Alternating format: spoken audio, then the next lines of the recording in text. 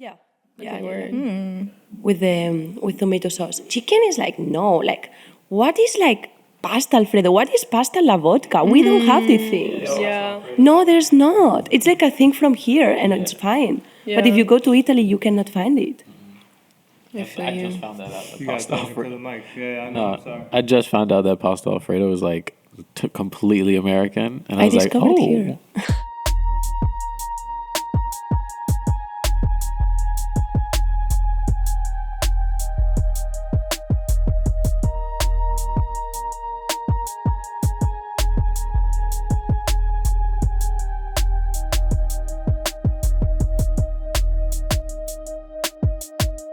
Oh shit!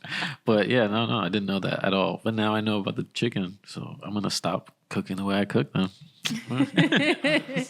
I love pasta Alfredo and I love vodka pasta, but I know that's American as fuck. It's like Chinese food. Like, yo, I love sesame chicken. Yeah. Fucking love that shit. Have you had Spumoni Gardens? Oh, Wait, We're about to open up right now. what's God. that? Oh my! you Is like it? pizza? Spumoni Gardens? You like pizza? Yeah, I like pizza. Yo, talk about fucking fire ass It's good? pizza. Yo. It's really good. In It's New like, York? isn't it Sicilian style?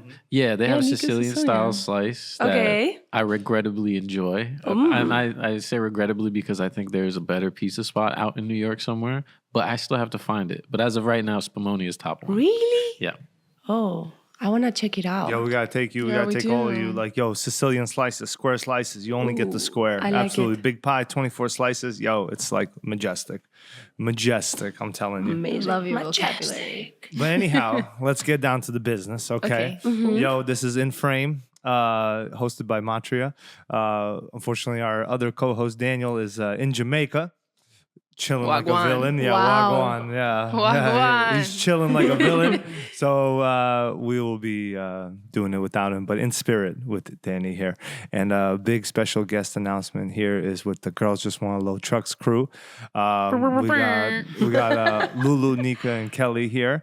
And yo, I'd love to always start off the podcast with very brief introduction of yo, what is your stories? We can go individuals, and then yo, you could tell us about how Girls Want Low Trucks got started up. I know Lulu, you've been on the podcast before, so people might have known you already here. But yo, let's go from starting from you, and then we'll go from there. Yeah, you guys start. You guys start. Okay, all right, I'll start. Lulu's feeling shy today. It's okay. No. Okay, well, my name is Kelly. I've been filmmaking since I was 14, but 4 years of freelancing, gaffer, newly found passion to DP work, and I do grip and electric. That's a brief summary. How about Nica? Where are you from? Oh, where I'm from? I'm from Jersey, but nationality Ecuadorian. What's your favorite color? Blue. Why'd you get into this business? Because someone said storytelling is fun. Myself. That's who said that. Okay, work. You went from color to like, yo, what's your passion? Like, yo, I love the versatility here. Watch out. It's going to be a video that's going to be coming out with other people with the same questions. Yeah. Yeah. But Nica, My about name my name is Nica. I'm from Italy, but I grew up in Spain, and I moved here 3 years ago because that was my dream. And I wanted to work as an electric here. And then I started to work as an electric. So now I work as a grip and electric. Then little by little I met Lulu, and then I met Kelly. And then we started this project recently. And it's been like a big ride. Yeah, absolutely. I'm Lulu, aka Lulu on the set. Yeah, I'm from a small border town between like Texas and Mexico. I always loved like cinema and storytelling, and yeah, I got inspired by it by like watching like golden era Mexican films with my family, and came to New York to study acting, and then ended up in distribution, and then later found out about like gripping and key gripping and shaping light and the beauty of light in cinema and storytelling. And yeah, it's been a wonderful journey. I've been doing it for a little over 2 years now. Not terribly long time, but it's been really wonderful. And I've been really fortunate to meet you guys and these lovely ladies here. So I gained like a bunch of like homies that are like family to me. So Yeah, that's me. And then we started this like journey, which is, you know, I think been a lot of conversations that I've had with you two, and then definitely had with y'all. Like, how many times I've like come over to Matria and been like, you guys, like, I'm feeling these things, or in the truck with y'all and been like, well, I felt this on set or whatever. And so bit by bit, those conversations, like, oh, the goosebumps. She'd be getting goosebumps. Oh, it's so cute. She'll be like, look, I didn't want to say anything. I was like, no, because I feel you, and I was there. I was there too. Yeah. I think just folding over to like how like these individual stories like become a bit of a community. It's just like through conversation of each, you know, one of us loving cinema, but also just like hearing one another out. And like, I think the goal to bettering ourselves is like technicians, but also like as people as well, and wanting that growth. And I mean, the amount of times like I, you know, have come in and like spoken to you two and been like, this wasn't fair, I want something better. And you guys are like, yeah, like push for it, bro, like keep going. And especially these ladies, like, you know, the amount of times like I would tell Nica after stuff like, yeah, I was working on something and like somebody just took tools out of my hands, you know, and Kelly too. And like, so yeah, this was like a long time coming. And I do feel like with Girls Just Wanna Load Trucks, like, yes, you see the three of us, but there is like a plethora, a super wide community and network and people who have just like given us a listening ear, a helping hand. Literally what we were just talking about like prior to starting right now is just like the people we can lean on to make that stuff happen. I don't know if you guys want to add something to that. I feel that cinema industry and film industry, it's really hard to get in, no? And like, if you're really lucky and then, you know, you meet the person in that moment that teaches you and becomes your mentor, it's really hard.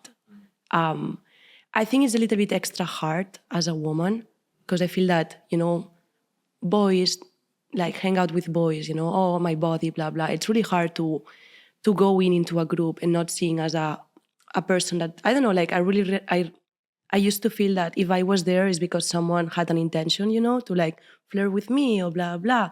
They never saw me like as a friend or whatever. Then I came here and I was really lucky and I felt like I found a crew that mentorship me, you know.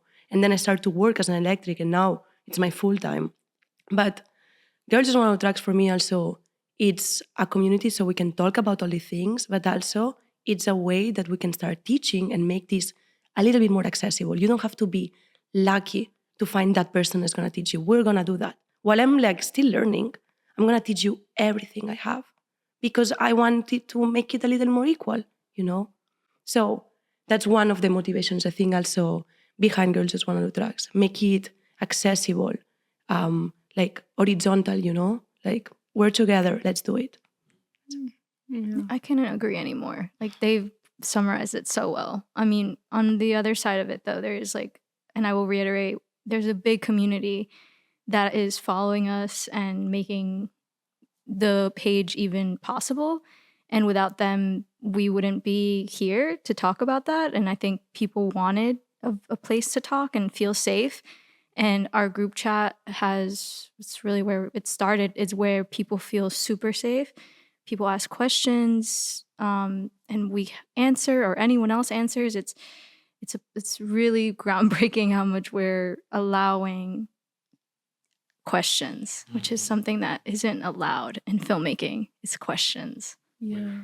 Do you guys have like a group chat with everybody who like is really interested in just like like the workshops and everything? It's just almost like a forum. Yeah, it's like a forum, and it's so interesting because we're like in the midst of making some decisions to like essentially like to summarize it and not get into the technicals, allow for more people to join because we've definitely had people been like, we hit capacity very, very quickly. 250, no? 250 is the Instagram capacity. Yeah. Hey, So we're like on top. And it's That's like as soon great. as like if there's any relief of space, like immediately, because I have a list of people who are like, I want to join. I'm like, oh, let me try, and immediately it gets capped. But yes, the group chat is like a forum. And it works in terms of people, you know, communicating with us in terms of attending the workshop for sure. But something really interesting I love seeing is, of course, not only people can like talk about maybe their on-set experiences and get some support, but I think, we've had situations where one of the members of the group chat was like, I'm working with a ladder pod for the first time. I don't know what I'm doing. And I think 2 or 3 people were literally sending photos of the ladder pods they were doing on set. Wow. So it was really nice. It was of so cool. Yeah, it was like people are literally giving you the text of like, this is the step-by-step recipe or setup or whatever. Here's a photo as well. Text me if you have any questions. Here's my number. Like stuff like that is really cool because I don't know, it's you can see the many ways to skin a cat or set up a ladder pod or and it's also very nice, I think, to see so many people working as well. Another thing too is like that I don't think I've talked about, but I often feel like the looming kind of sense of doom of a lot of like the language and feeling towards like the industry right now, which is like very true. But I really hold the theory that I don't really have time to be a pessimist. Like I really only have optimism as like that's my lane I have to be in order to go forward. So it's really nice to feel like this sense of optimism when I'm like, oh wow, like people are working and people are doing these things and willing as well and changing the, I think, tradition of like the grip and electric department as being exclusive and being like very condescending in terms of knowledge. Like it's just... Yeah, or if your uncle didn't teach you, you're probably not going to learn because that's not your place. Like, it's like this family orientated grip and electric. It's a company. Yeah. People own these companies for a long time. So yeah. It's really cool to see. Yeah. No, I was just gonna say to your point, and people just kind of also like just inherit the business, inherit like the position just based off of family. And it's like a lot of or from what I've seen, there's like a lot of people who are working in the space that are like that. And it's but that's why I find you guys very inspiring. It's just free information, non-judgment. Going to your workshops has been like super, super sick because I get to see how everybody interacts. And it's just wonder and like a lot of freedom that people have. And I think that that's necessary, especially, and like the accessibility is super necessary, I feel.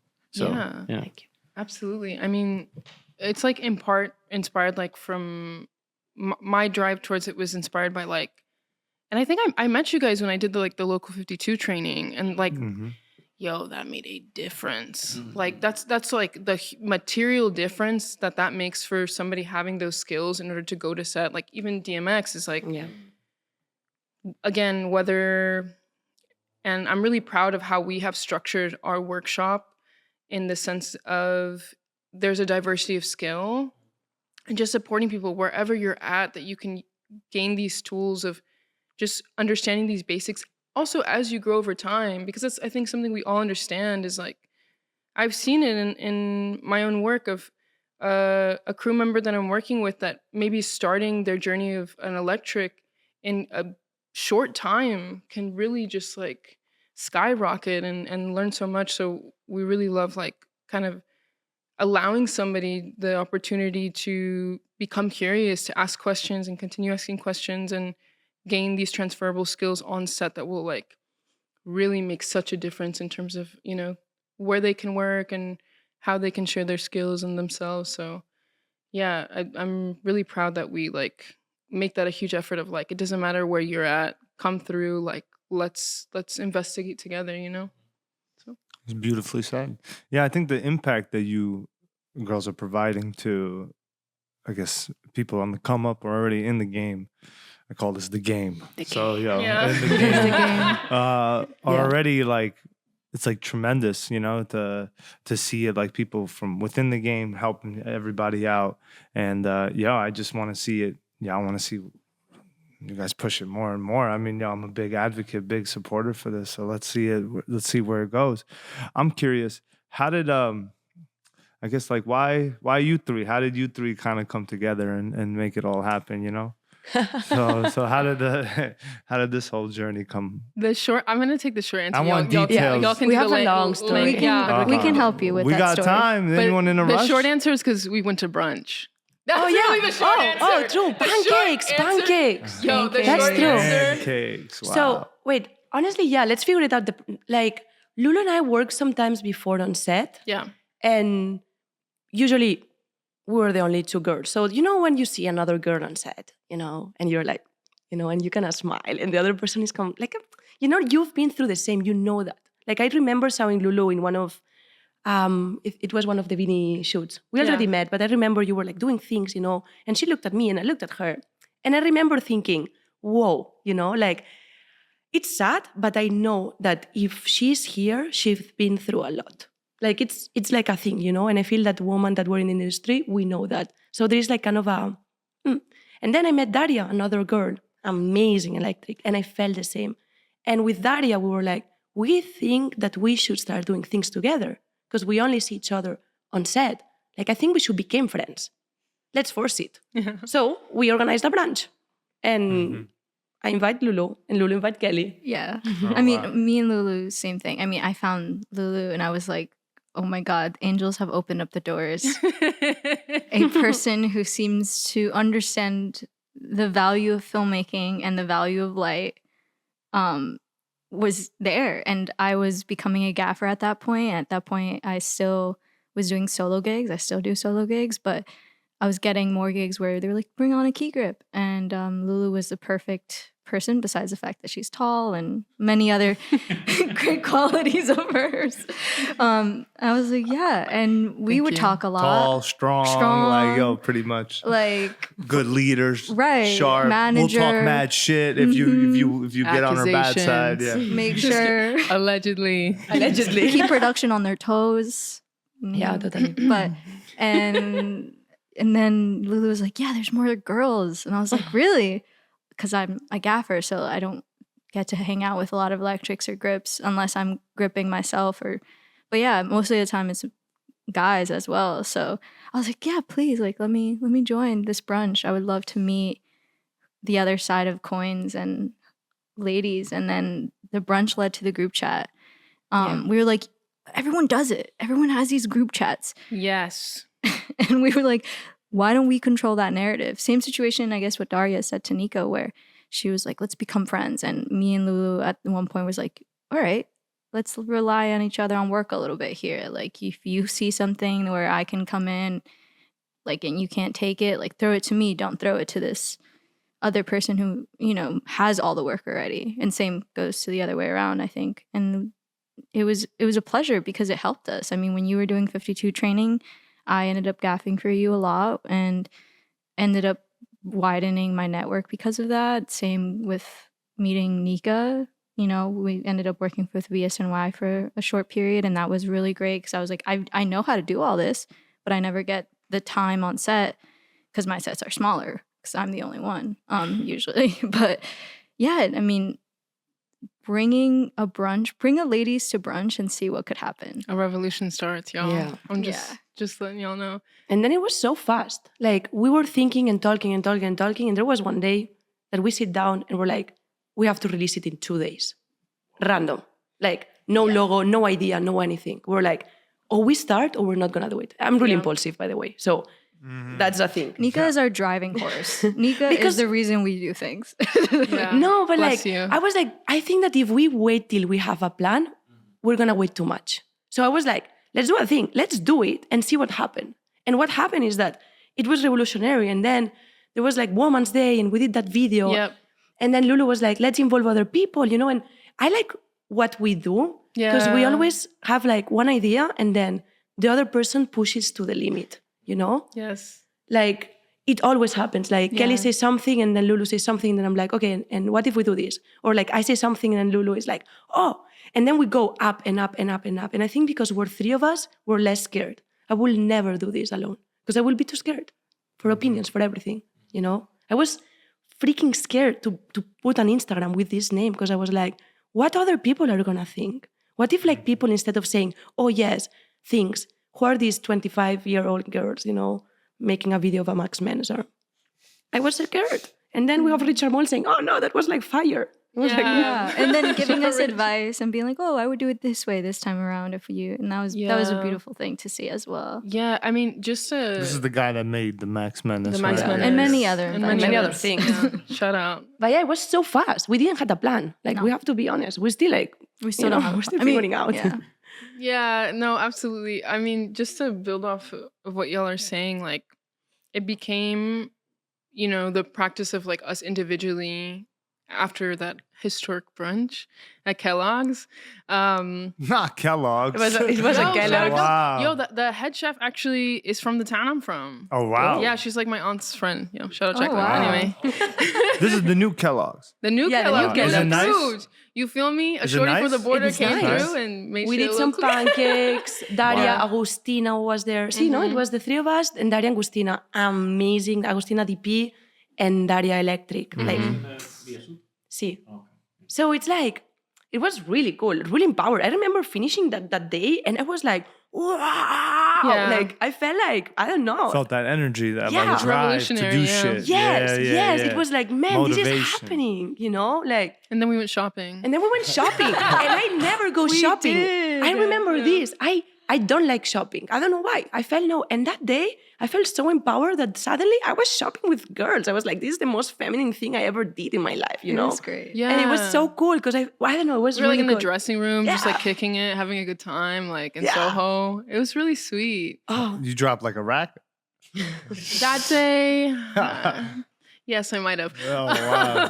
Didn't we go to I'm sorry. Artaic? Of You course. definitely- We did went to Of Arctic. course they did. I'm sorry. I go in Soho and I just act up a little bit. I went to Aritzia with Daria. Never been in my Yeah. life. Oh my Oh, god. Aritzia is We're great. trying on dresses and stuff. Ritzy is Yeah, because bougie. there was a For party. guys and girls. Oh yeah, there was a Christmas party at Bape. Oh yeah. So I remember we were there. Oh wait, yeah, we were there. So we were looking for our outfits. yeah. So imagine like a montage, like cheetah girls, but in New York. Yes. Oh my god. Grip and Electric Grip and edition. Electric. We were like there, like Yes. it was good. We have such girl group energy, like Yeah. all of the. Well, I mean, yeah, just to like talk about it, like after that brunch, it really became like, okay, like I'm gonna look out for you, you're gonna look out for me, like truly, like on some sisterhood time, like, and then it just like expanded more and more because it's like like a roster of like women and girls and you do too, and so it's like it just like. Yeah, I know younger girls, like younger 20 to 25, college, university coming out. Again, probably because I'm mostly teaching them when I'm capping. I'm Yeah, like, yeah. do you know what an arm is? Do you know what a head of a grip is? But because of that, though, they're great and they want to be grips and electrics. And somebody who has come up under that wing is Nicole. We've and so like we all knew different people. Basically. And I knew also a little bit of older gaffers who helped me with their trucks and vans, who are not like companies, and then Nica, you had a big plethora of like commercial, basically I only knew network. men, honestly. For real. That's true. No, that's true. That's true. It's real. Like Yeah. I only work with men. But little by little it's happening, And I also feel that doing this movement, people is also excited too. Because it's true. It's like, I don't think it's a fault of anyone. There is a lot of fault in a lot of things. But in general, what I realize is that, I don't know, more guys are interested, no? So imagine like a gaffer receives like 20 DMs and it's all guys, He's going to give the opportunity to guys. So then what happens is that, a crew is only like guys, Because I feel that girls, sometimes we need a little bit of push, Or we need to have the contacts, etc. That's what happens. That's why I think most of the crews, there is so many guys, because it's like a circle. But now that we're doing this, suddenly in crews that there was only guys, in crews that I work now with the people I used to work, there was only guys, now there's like 2-3 girls. And it's amazing, Yeah, So yeah. absolutely. And I think just like showing one another, like to be, like shameless about it, like because like you're right. Like as women, it's like you're like, oh, like, do I actually have the skills? Do I actually have like, the equipment that I need, or The strength. all these things. And I think bit by bit, like I feel like my whole life I've always been like a little bit of like a sin vergüenza, like make it What is that? like it's just shameless, like Oh. It can be considered bad depending on the context. the context, but it's You like don't give a fuck? Is that... yeah, in a way, but in No. the sense of like Yeah. I don't really like. I didn't care always if like I didn't know exactly like what I was doing, Yeah. It's like I'm gonna read the fucking manual. Can I curse? Okay. We've been Thank cursed. God. Damn it. Anyway, but it's like, yeah, I would like when I was like acing on like 35, I was like, I'm gonna read the fucking manual the day before. We're gonna learn like this shit, and it was It like went super no well. cis men on this crew. Like it was really cool, very iconic. Like, but that's the type of like vibe I always like wanted to bring onto set. Like, it's gonna be a band of us, and like we don't have to like per se be the institution of like filmmaking's, you know, cookie cutter like example. This is what a technician is. It's like fuck that shit. Like let's learn it on the fly. Let's go for it. Let's make mistakes. Like let's, you know, also like on set too. Like, and like these women really inspire me that it's like take up space, like use your voice, like put your foot down. You know what I mean? Like both of y'all in different ways have really taught me like, no, I'm gonna, cause y'all are wonderful like heads of department and like both gaffers that like I would go to war for. I would go to war for you too. Thanks, girl. Thanks, y'all. But yeah, like I think that really, you know, makes a huge difference. And Yeah. I would like to say, though, that even if the name is Girls Just Wanna Load Drugs, that this comes for, like, the song, you know, Girls Just Wanna Load Drugs. Because we wanted to think, like, a funny name. I don't think we just talk about girls in all this, you know? Like, when I moved here, I remember I did a shoot, my first shoot ever. It was something big, huge. I don't remember exactly. It was like a show. What And year did you move? I moved here in 2021. Oh, wow. But my first 2 years, I was a babysitter, an au pair. So I didn't touch any system because I didn't know anyone. I was like, for visa purposes, I was like an au pair. And then at the end of the second year, I met Vinny and all the crew. And the day after I met him, he put me on a show and it was like huge, okay?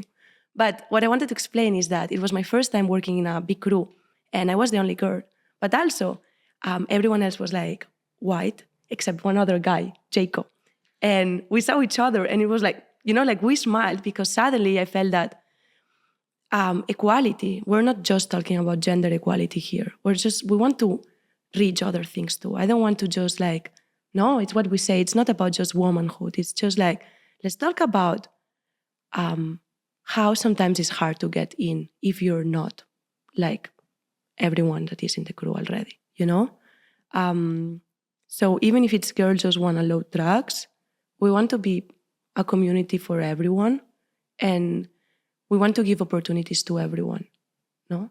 yeah, no, absolutely. Yeah. It's like very much, we were talking about it the other day because in terms of like sometimes when we're messaging people or like emailing, like we're like, okay, we need to shorten this because this is a lengthy group name. So sometimes like I'm like, oh yeah, just like girls in quotes, kind of like, you know, an homage, I guess in some ways to like Virgil Abloh and like, you know, but also like I guess like this like queer idea also of like, oh, like the girls, like, you know, I know I've talked to y'all and been like, girl. Yeah. You know, and like, yeah. And it's like, that's the same way that it's like, oh, you're like one of the girls, like, and meaning of like, you're included and like, it's not this exclusive, like, you have to be like, I just feel like a lot of women's group can become like very kind of like turfy and very like not open to like trans folks and people across the gender spectrum, like across like many, you know, racial identities and stuff like that. So that's, yeah, something we really talked about at the beginning of being like, this is very common in like the nonprofit, like women empowerment space. How do we do our best to not fall into what's often like a very just like problematic habit, I think, in nonprofits? Yeah. And yeah, just being like intentional and accountable. Yeah. As well as often. And including guys too, like in the workshops. Yeah. Like we try to, of course, pushing because we want more girls there, but hey, you want to learn, like you were there too, you know, like there is guys in our workshops that are supporting, that is, they are part of our community. Because I just feel that this solution of all this is to be all together and to all of us fighting for the same, you know? Yeah. So, yeah. I think it's also just not to look at someone and see their physical appearance, whether that means your skin tone is darker or your gender falls under they, them, or he, him, or she, her. It's to look at someone and be like, okay, well, they have a chance. And like any other person. And if they can sustain themselves and be capable and able to become an asset on set, then why does that physical appearance matter? And I think that's more towards the conversation that the Girls Just Want to Load Trucks community ends up becoming. Of course, it is still very, we're femme and like we're fun and we want to try to like involve more girls, but at the end of the day, it's about breaking the barriers of equality. Yeah, I think just to like to like jump on that, it's like almost like breaking the mode in which like whatever mode happens in people, and it's much bigger than obviously much just bigger conversation here. Yeah, just like cinema, and like something also we discussed is like, no way this is not political. Like, no way this is not like an apolitical, like, oh, like we're leaving politics out of it. Like, first of all, I think that's impossible, point blank period, at anything.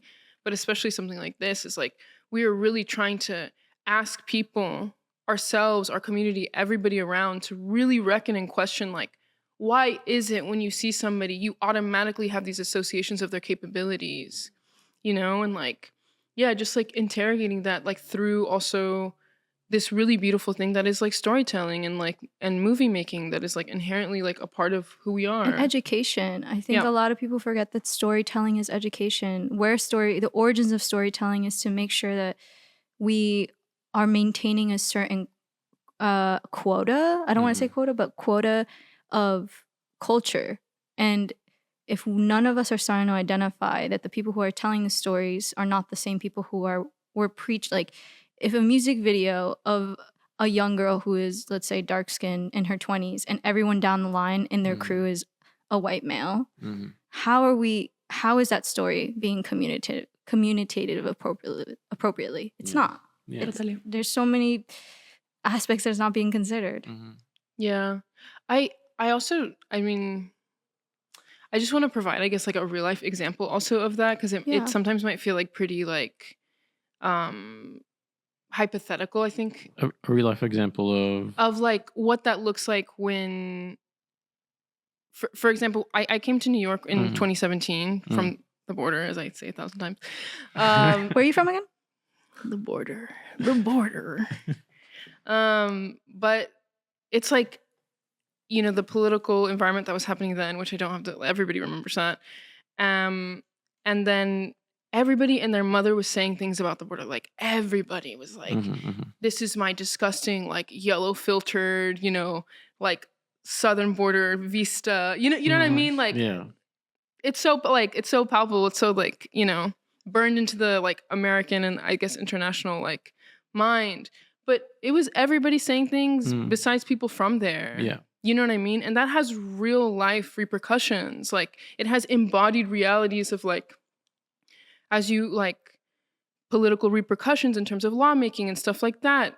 Again, and it's happening in many, many ways. It's happening in Palestine. It's happening all over the world, like in Sudan. Like, and so, yeah, it's like, this is not just fluff of like, oh yeah, like we want, like, this is like DEI and like, oh my God, like, let's get, girls. And, it really shapes people's life. And I want to attest to it as somebody like coming from where I come from. Like, yeah, it shapes so much. And I don't know, that's why I'm committed to this, like, forever. I mean, at the end of the day, we're talking about a community versus systems. And it's like, that is it's a big discussion that I feel like needs to be a lot more visible. Like, I don't think there's enough visibility on it. People downplay that completely. I think even what you guys did at NAB, which was asking, like, do you feel like we're past that point, like, of racial equality in the industry? Like, I feel like nobody would ask that. No company in their right mind would ask that. And you guys are doing what others can't because we're not a company. Exactly. Yeah. You guys are a community. Well, the community is not a company. The community is not a company. Yeah. Yeah. And that's actually something that, like, again, like talking about integrity and accountability is something like we've had to, respond to people who are like, oh, can this organization like become some sort of like space to advertise either products or, already. Already. Hell yeah. Hell yeah. Oh, man. Brands love us because they want to be attached to us. But it's okay. Oh, yeah. We love them too. No, but we decided that we don't want to, like, we don't want it. things maybe change, but because we're growing and we don't know exactly what's the path. But for now, we don't want to get related as a brand, no? As a, oh yeah, buy this product or advertise that, blah, blah, blah. So we decide that Girls Just Want to Tracks is a community. Eventually, we want to have more faces on it. Ideally, Girls Just Want to Tracks is not like just us. Girls Just Want to Tracks at the end, no one knows who's behind. It's like a community. We're trying to push a lot now to create content with other people. So our Instagram is not just us teaching. Ideally, it would be amazing to have like people around the world, like teaching things and make Girls Just Want to Tracks as a community. Everything is posting there. We cross-load posts. That is like our goal now. But with the advertisings, yes, like we're not interested at this moment to make an Instagram. And it will be more profitable, for sure. Yeah. But thankfully, we're finding ways to, sponsor our events without having to, like push a product or sell, push a product something for a company and because I mean, it's like paramount that our first priority is about like education, is about like essentially what our mission statement is, rather than like trying to make profits, trying to make like push a particular product, like because I don't know, for me I'm invested in the technician, not necessarily like the tools. And so we're invested in our community. Gotcha. More than a company. What was I gonna say? Oh, an example for also, just to circle back, an example that I noted of like a movie or a story being told by somebody who has like no relation to it. There's this Oscar-nominated short about this guy who's getting deported, fully created by a white duo, two brothers. I'd say I'm surprised, really? but no, I'm not even surprised. It's really crazy. A short or like which one? I think it was a short. I forget. What's it called? I'm not gonna say. What? I can't. I'm God, gonna I'll tell you. I'm not. Can you gonna, bleep? Danny, bleep this right now, please. Quick, no, I really have to look it up and remember. Oh, okay. Was it good?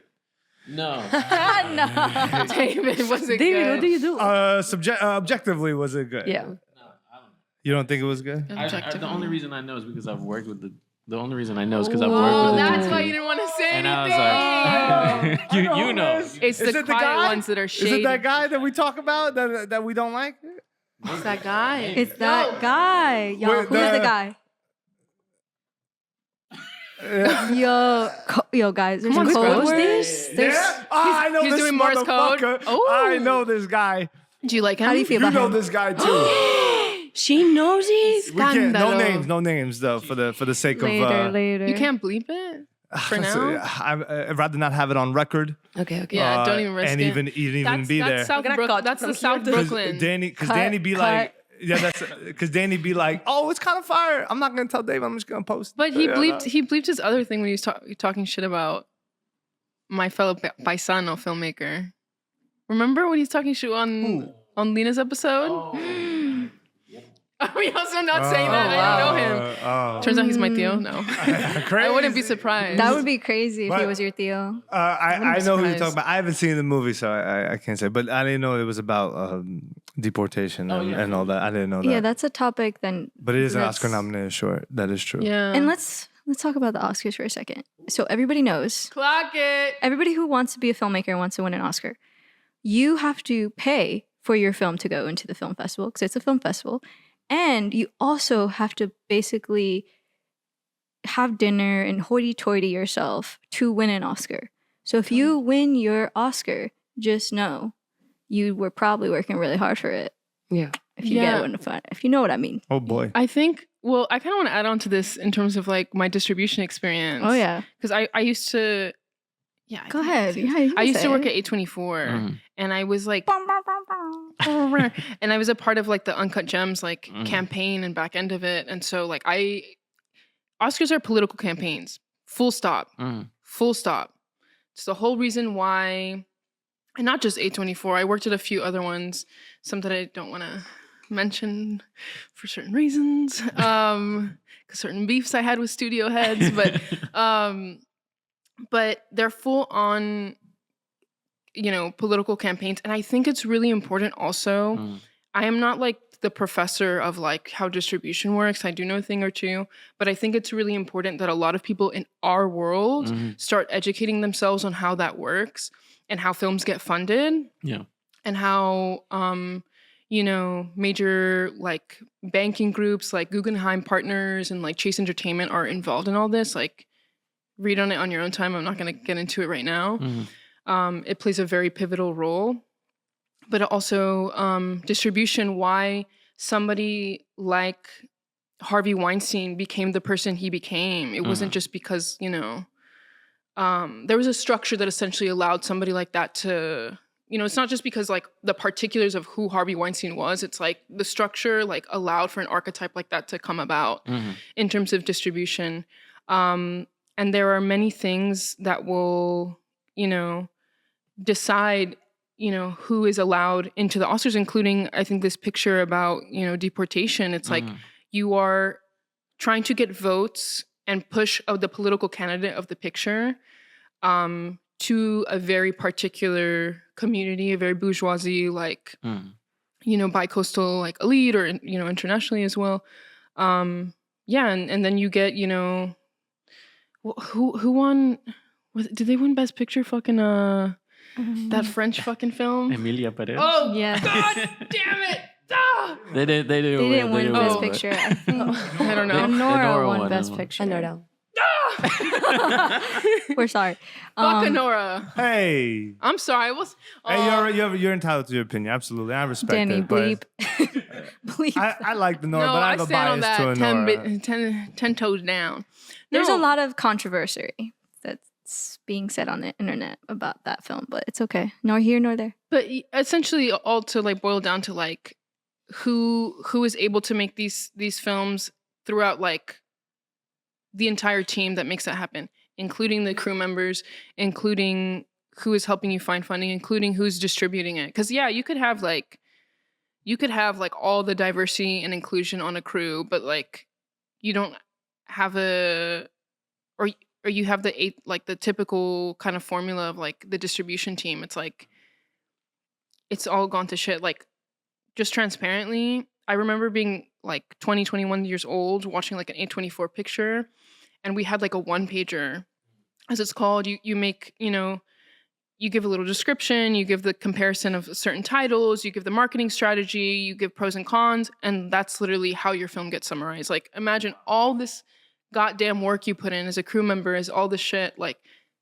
there's some little... A one-pager describes your film. By a fucking kid that can't even drink yet, like myself. Wow. And it's like, that's what it comes down to. And it's, I don't know, important for people to also know about it, but also know how that affects like the mission of like the things we try to do and how we try to reshape.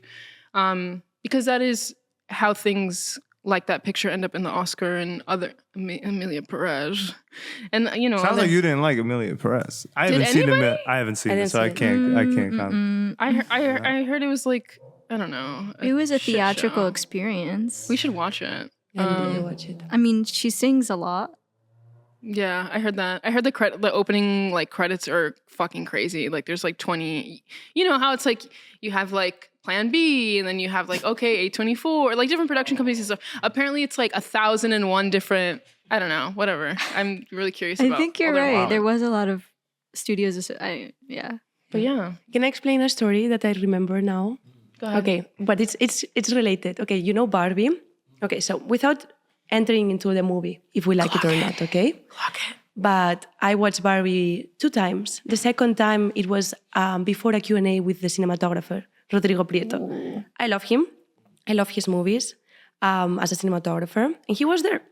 So we watched the movie. And the second time I watched it, I wanted to watch all the credits, Because it's Barbie, like the feminist movie, it's there. So I was like, maybe, maybe in the crew there is more girls because maybe they tried a little bit more because it's the moment to try, like that movie.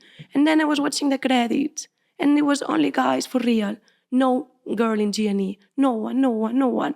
And I was in the movie and I cried a little bit because I felt that it was the movie to do that. I was like, this kind of movie, even if it's like a marketing thing, you should push it. And yet they didn't do it. And I was really upset and I felt like we were super far away. And then I met Rodrigo Prieto, no? And then after 2 tequilas, because I remember, Oh, wow. we were talking. What did you say? No, I was nice, honestly. I told him, like literally as I was telling you guys. Because I was in Camera Image, it's a festival that the cinematographers are really close to everyone. And he was like, oh no, he was having a shot of vodka. And I was like, Rodrigo, you're Mexican, what are you doing? You know, that was my start. And then we started to talk. And then I was drinking, he was drinking. And he was like, okay, tell me about you. And I told him, I was like, I want to be honest. Like, I felt this way. And we had a conversation around that about the responsibility of trying, you know. I was like, you were the DP. Why you didn't try? And then I think he felt a little bit bad, honestly, because he was like, I'm sorry, I didn't even think about it. I was in London and I didn't know anyone of the crew and I asked recommendations and I got who I got, you know? And then I was like, I know, but just so you know, for me, as a young electric and grip, this is like a slap on my face. Because in this kind of movie, it's like I expected. So if there is no a little bit of trying for you or from your gaffer, you know, like research, try to find it, make your crew, you know? For me, it's like, I don't know, it's like pam, slaps, like you're not gonna make it. And me, now as an electric and grip, no, my goal eventually, I want to become a gaffer for big shit. I want to do that. Motion picture? Fuck yeah. Nothing commercials and music videos, but like big things. Yeah, big fuck shit. the narratives. Fuck the narratives. mom and No fuck the- disrespect to anybody that wants to do narratives. I That's a applaud lot you. of That shit, the trenches. I'm not gonna lie. I applaud everybody to do what they want to do. Yeah. But fuck the narratives. Yeah. I want to do big music videos, you know, 2, 3, 4, 5 days. That's all, okay? But and I manifest that, okay? I want to have 10 electrics working in my crew. I swear now that I'm going to fight for having a mixed group. And I want everything there. I want the strong buffed guy, as Joel, okay? You know, the goofy strong guy. And I want everything there. I want like a mixed group. I will hate falling in this of like recs, you know, and like, oh, you find the recs and you're having like a group all of, you know, of the same people. I want diversity in my crews. And recently with Lulu, we're having the opportunity of starting hiring people. Like in these last months, we got more jobs as a head of department, smaller jobs, but we have, and it's a conversation that we have, you know, let's hire like diversity. Let's give opportunities to everyone. That's beautifully said. Hell yeah. I think also like highlighting what you're saying, like the responsibility of trying. Yeah, I told gave him, I me was like, you have a goosebumps. responsibility. Yeah. So what did Rodrigo say? He was Rodrigo like, sorry? said, no, he said, I'm sorry because I didn't thought about it. He said, I think I'm from an older generation. I wasn't not attacking him. I was trying to... Qué mal. Un poquito. I was speaking in Spanish. Qué mal. Dude, didn't you had a tutor. Que mal sounds like slang. That sounds Que like mal is like que mal, malo. I know my bad. simple shit like hermano and Que mal know, is shit. like How bad? how bad. David. Oh, how bad. I expected But better. Just kidding. Rodrigo said that he will thought about, no, how do you say? Rodrigo said he will think about it. And I think that for him, and maybe it's me, you know, being naive, you know, but I think he saw in my eyes that I was really decepcionada. ¿Cómo se dice? Claro, like deceived or disappointed. That I was deceived and disappointed. And I think he realized it that you have major responsibilities when you do that. Because at the end, everyone sees the credits, no? Yep. So like, you have a responsibility to change things. If you are in that position, if you're a DP, that you're doing these big movies, no? If you're a gaffer, you're doing in these movies, you have a big responsibility. Your decisions can change a lot.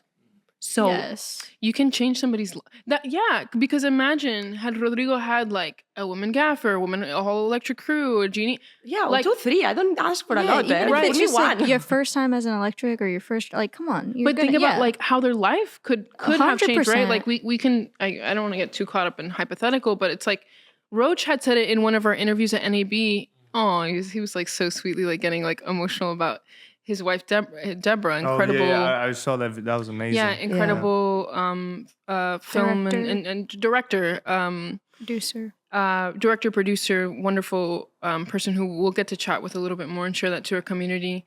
But he talked about how Ava DuVernay called Deborah and how do you say your last name? Deborah Campmeyer? Deborah.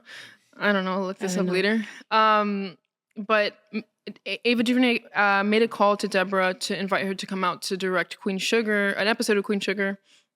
And he was like, it changed her life forever, verbatim his words.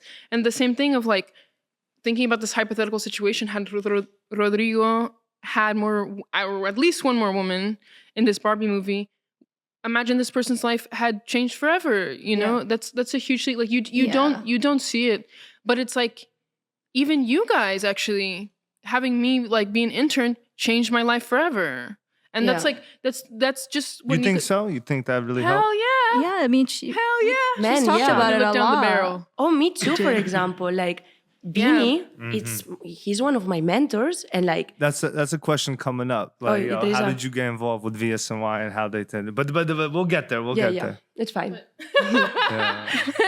But yeah, you're right. You're right. But yeah, it's like all of these people who, like you guys, like Smitty, a lot of like people who have taken me, Claire Holleran as well. Like, oh my God, Claire was a big one for me. Yeah. When I met Claire, I was like, you're small and amazing, and you're like fierce, and like you're telling everyone what to do, and you're organized, and you're telling the DP that he needs to open up, and like I was like, wow, what I don't woman. ever want to be on her bad side. That's what I'm saying. I'm scared of her. She broke our truck one time, but that's a different story. She Don't broke drive her like that. Nah, but This good. might It was be an some accident. people's first time hearing about her. It was an No, accident. She's Claire is amazing. I'm joking. It was She's a joke. fierce. I liked it. Like Those are Queen. alleged accusations.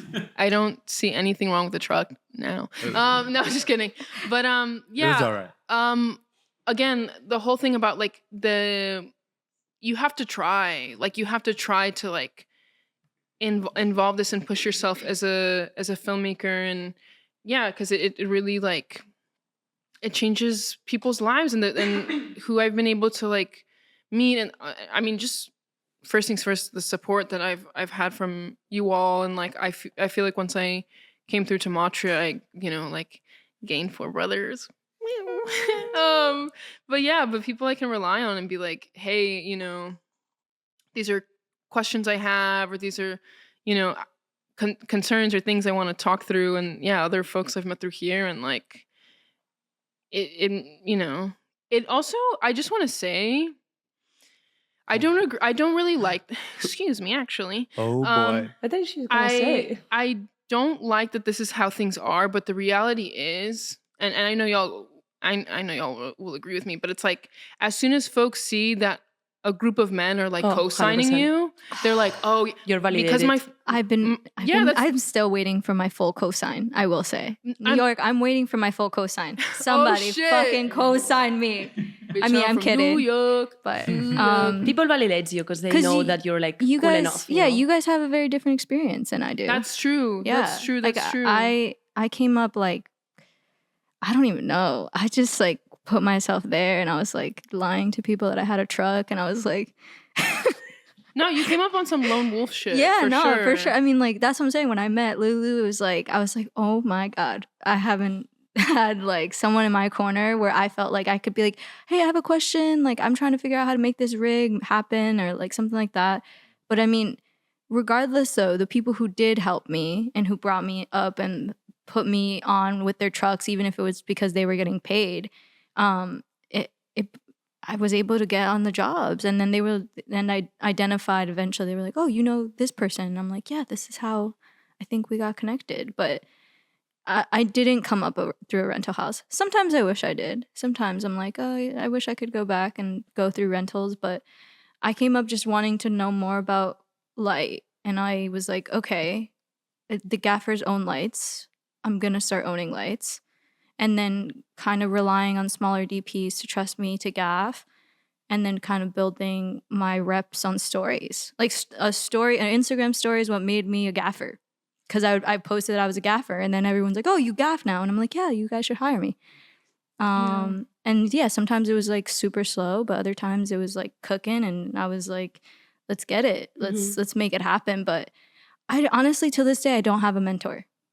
Till this day, I'm still kind of like figuring out who I can like besides like these ladies. These ladies are my mentors, like honestly. No, 100%. You guys, like, if I need something or like I have questions, the first people I'm thinking of going to is you guys. So, but I'm okay with that. It's fun. I think I think everyone has their own story, and it's not similar nor different. Some people come up through very different ways of like, I've heard some people are like, they're videographers first, and then they become amazing key grips because they realize that key gripping is more fun. Yeah.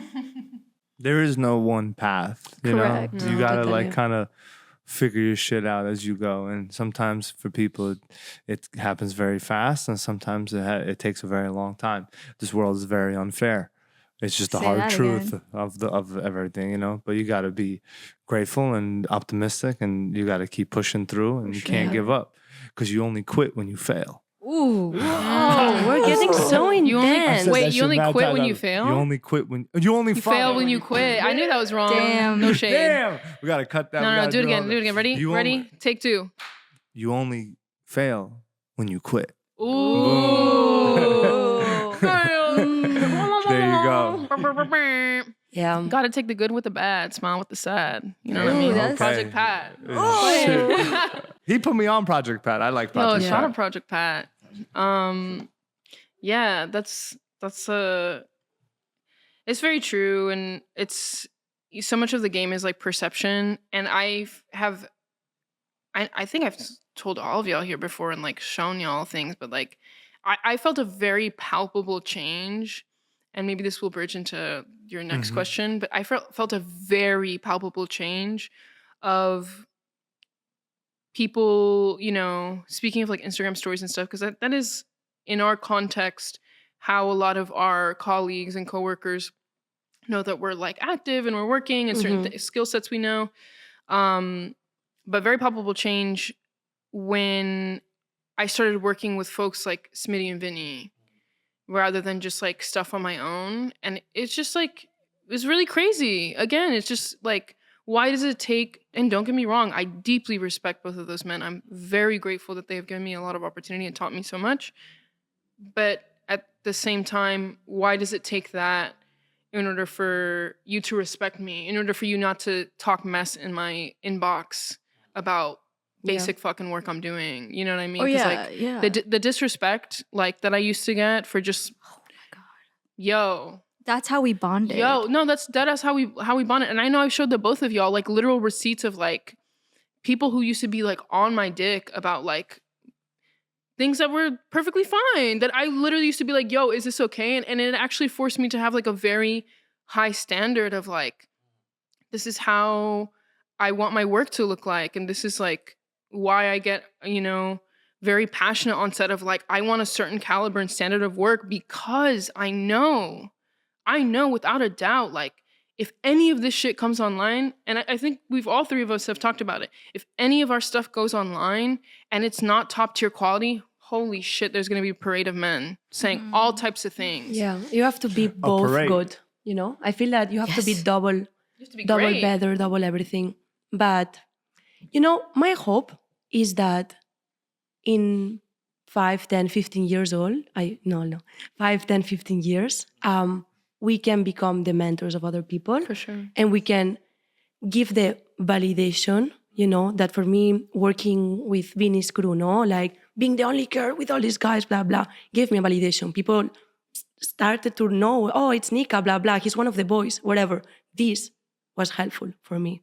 But I feel that with a little bit of, you know, work and luck, in 5, 10 years, we're going to have a crew that's going to work for us, and there's going to have this validation. Oh, he's working for Nica, he's working for Lulu, you know? Like, Yes. this is going to happen. I feel it, you know, because I feel the Inshallah. world is like getting there, and our coworkers also want this to happen. Like, our guys, you know, they're supportive. Like, Oh yeah. they're just one of the tracks in this moment. I have my friends, you know, these big, strong guys, blah, blah, blah, blah, blah, that they're such a supportive people, you know, like, we have to Yeah. say thank you for this too. Oh Like, hell yeah. like, we're really supported because everyone wants to happen this, you know, everyone wants this change. It's going to be hard, yeah. But Yeah. I mean, because here's the thing too, is like this journey and goal that we have of like bringing more underrepresented folks like on set, and really the effort of trying to do better and trying to improve is not just, of course, like, again, the representation politics. It's really boils down to like the gag is. It's about labor. It's about fucking labor and how workers get treated. That's true. You know what I mean? And like, and pushing that forward, because again, like our like, you know, counterparts, the men in our lives, like the amount of times I've like, you know, had conversations also with like Yoel about like, okay, like how do we improve like in terms of the grip department, like key grips communicating and best boys communicating to the rest of the crew? How do we handle conflict? How do, you know, all these things. And like, even those conversations I've had with him, which I'm so lucky, like, how do we imagine better like futures in this way, includes him and I and other people and everybody here, you know? And so that's really important too, of like, and they are really supportive, and I'm very grateful. Yeah, no, totally. You guys are too. We love you. Thank you very No, much. straight up, that homies. Yeah. Of course.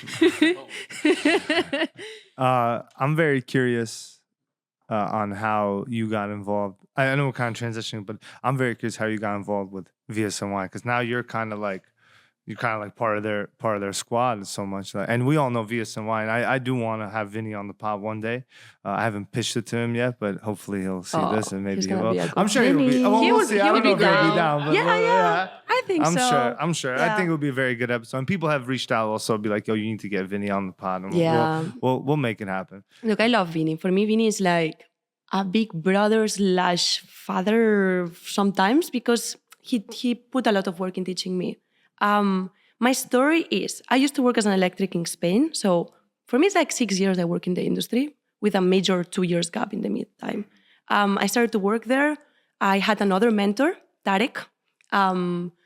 I met him in a shoot. He started to put me on sets for free at the beginning. Then I got paid 50 euros. I remember, you know, like, wow. For the day? Yeah. And that was like a lot for you No, back then. but it was like, I was excited. you like, were someone getting is first paying paid. me, you know, Yeah. for being an electric. Like, man, Hell that's yeah. fire. like $65 or something like that for the day. Yeah, you know, even less. $50. Wow. But you're so Crazy. excited. It's like for you, You're like, like, we up. yeah, like 50? Whoa. My first paid gig was a Steadicam op, and I got Oh. paid $180 a day Oh, as a wow. Steadicam op. Wow. That's That was I do flex on that. I do like Yeah, to say that's Steadicam. good. They rented a Steadicam op for me, and I fucking steadied. That's a good start. Yo, Oh, $180 a day Jesus for 2 weeks. Yo, I got a $2,500 check at the end of the shoot. I felt like the man, but it was course. it was the worst. You're like, shoot where are we going ever. out to eat tonight? Yo, I literally was like, homies, we out. like bro. drinks on me. I That's told so my sweet. mom that night I'm moving out. Nah, I'm playing. I didn't do that, but yo, continue. Anyway, I was really happy with my 50 euros, you know. I don't know what I did, but I was like happy. And then I didn't know that much about electric. It was my start, okay? But one of the electrics, one guy, he was like, you have a really good like workflow, you know, like you're fast. I used to work as a waitress. So for me, being an electric is like being as a waitress. Let's you talk know? about that after. Yeah, like are you also, right? I was a server as well. I think that, and I talk with other electrics and grips and people that work in restaurants. Oh, Joel. Joel, yeah. Joel too. Also, you should bring Joel here too. We could do the whole VSNY squad. David that would be Casado, good. Joel Bush, and Vinny. Oh, I'm wow. gonna have to rent Oh, Mad Lord. Mics. You're Mad gonna Mike. be. That would be funny though, eh? That's gonna be like a 7-hour episode. Yoel, we used his van. The Yapper story. Central. Oh, say that- wait. Shout out Yoel. We used his van at the Oh, beginning. yeah. Oh, Yo, The van. we used to take I remember the van. his fucking piece of shit van, bro. I love I Yoel. remember the That van. side Yeah. door doesn't close. Now it's in Yo, Coles. oh It's my called van God. now. I think Cole just retired that van too. Oh, so it was Yo, Joel's that's van. really sweet. Shout of out. him. That's That what we're van- trying to build. That Yeah. van. Joel, you got it. Also, shout out Jonathan Alvarez, because Jonathan Alvarez really put us on the Tight. VSNY Shout squad out. and put us in touch with Yoel. Yoel, he put in touch with Yoel. Literally in that old studio, he's like, "Yo, this is Yoel. He's got a van. You should use his van." I'm like, "Oh, nice to meet Correct. you, Yoel. How you Aw, doing? that's really Yo, sweet. let's how much you rent your van? This and that. All right, bet I'll hit you up." And I text him every week. Yo, can we get the Yeah. van? Can we get the van? Can we get the van? That's And I so would funny. just zell him, and you know, he definitely made like I think at least like a few $100 from us, Zell something me. like that. You know. Zell me my anyway. payment. I'm sorry. No, it's fine. So I used to work as a server, as a waitress. Then I wanted to be a DP, imagine, at the beginning. Then I was like, I don't like to be a DP, but I like to like the figure as a gaffer. How I can become a gaffer. And I was like, I'm gonna be first an electric, like a really good electric. So I wasn't a good electric in that moment, but that was my goal. And this guy was like, oh, you have more or less the skills. Why you don't try to work for a backlight crew? Backlight crew in Spain was the major crew like service. And then I was like, I don't have experience, but I'm gonna try. So I went there, tuck. Is this like the VSNY equivalent? No, crazier. It's like union. It's like the Union of Spain, kinda. We don't have union, but there is like 2-3 companies in Barcelona that have electrics, and they call you for the jobs. You know, it's like they call you. You have to have your own walkie-talkie. That's all. Oh wow. Yeah, in Spain you have to have your own walkie-talkie. Hot. Oh, I wow. brought it here by the way because I thought here it was the same. So I came here with my luggage and one walkie-talkie. And then people was like, "You don't need a walkie-talkie here," and I was like, so "Man, really?" cute. So I sell it. But anyway, I went there and the woman, like one of the bosses, she was like, "You have experience?" And I was like, "Kinda, blah blah." I ended working with them. I was the 3rd woman in history working for that company Wow. as a trainee at the beginning, and then I went as an electric with big jobs. It was like 2-3 months, and I was really happy. But in my mind, I wanted to come to New York. I had this big plan of like coming as a babysitter. And so I left that company and I moved here in New York. Didn't know anyone. And for 1.5 years, almost 2, I was just an au pair, a babysitter. What happened is that my second family was a Japanese family. Love them so much, okay? I still like they're my family right now. And the mom, Makoto, she was more supportive with my job and everything. And she let me work and like have more experiences when the kid was on school. So my routine was like having and making the breakfast for the kid, and then I had like 6 hours free, more or less, to work. In this moment, I met Vinny. I met Vinny because 8 years before, in that same festival I told you about in Poland, I met a guy, Andrea Gavazzi. Oh, yeah. He's a DP. Yeah, he was kind of starting. His I name think that comes moment. on this podcast every time. Really? Yeah. Maybe you David should Williams. also ask him to David come Williams. here. I've never met him. You've met Oh, him? he's so sweet. He's an SVA cat. Oh, wow. Ooh, shout out SVA. I mean, Yeah. he's like a big shot now, right? He's a doing big like, shark. No. Oh, shot. He's doing like good Como work. He's doing Vito. big commercial work. Yeah, no, stuff, and he's amazing. I love his work. I work with him like recently, now with Vinny. But I met this guy, and we started talking. He was like, "Oh, I live in New York. If you move there, just let me know. I'll send you some contacts." 8 years ago. Yeah, Wow. crazy, yeah?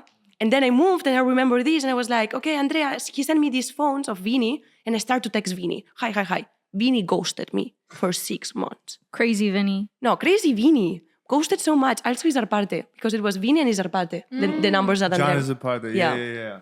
Both of them ghosted me. Now we laugh a little bit. Because literally they ghosted me. But I was like persistent. Every 2 months I was like, "Hey, can we meet for a coffee?" Now I see how crazy it is to try to meet for a coffee with Vinny. Oh. It's impossible. People. He doesn't have time. People hit me up too a lot, like, "Yo, to meet up, talk." I'm like, It's complicated, yeah. So Vinny kind of ghosted me. Okay. But one day I was on set helping a friend. He called me and he was like, "Hey, Nica, I'm moving to Eagle Street, okay? So I have so many things, boxes, blah, blah. You wanna come and help? And we know each other because we need hands." And I was like, "Fuck yeah." I left everything. I remember I told a guy, I was like my friend, I was working with him. And I was like, "Can I leave? Because like I have this opportunity. I think I need to go. I need to meet this guy." So I went there and I meet everyone. I was like moving things around. And then he put me in the job next day. it was, and all his usual guys, like Yoel and Yeah, I met David Joel, I Prasad. met David. Oh, wow. Then, yeah, and some other people. And then that's all. Then I started to work with them, and with my family, I was trying to like work with them when I was free. So I had the kid during the day, and when he was in school, I was going to the shop and I was like learning. Because my biggest thing is that even if I had experience as an electric, all the names and all the workflow in here, it's different. Mostly the English, you know. Yeah. So they taught me a lot Different about electrical systems too, right? yeah, Like, power distribution. That's why, like, for me, Vin is my mentor because he's the one that he sit down with me and explain me everything of power distribution or how things work. He dedicate time in this. You see this?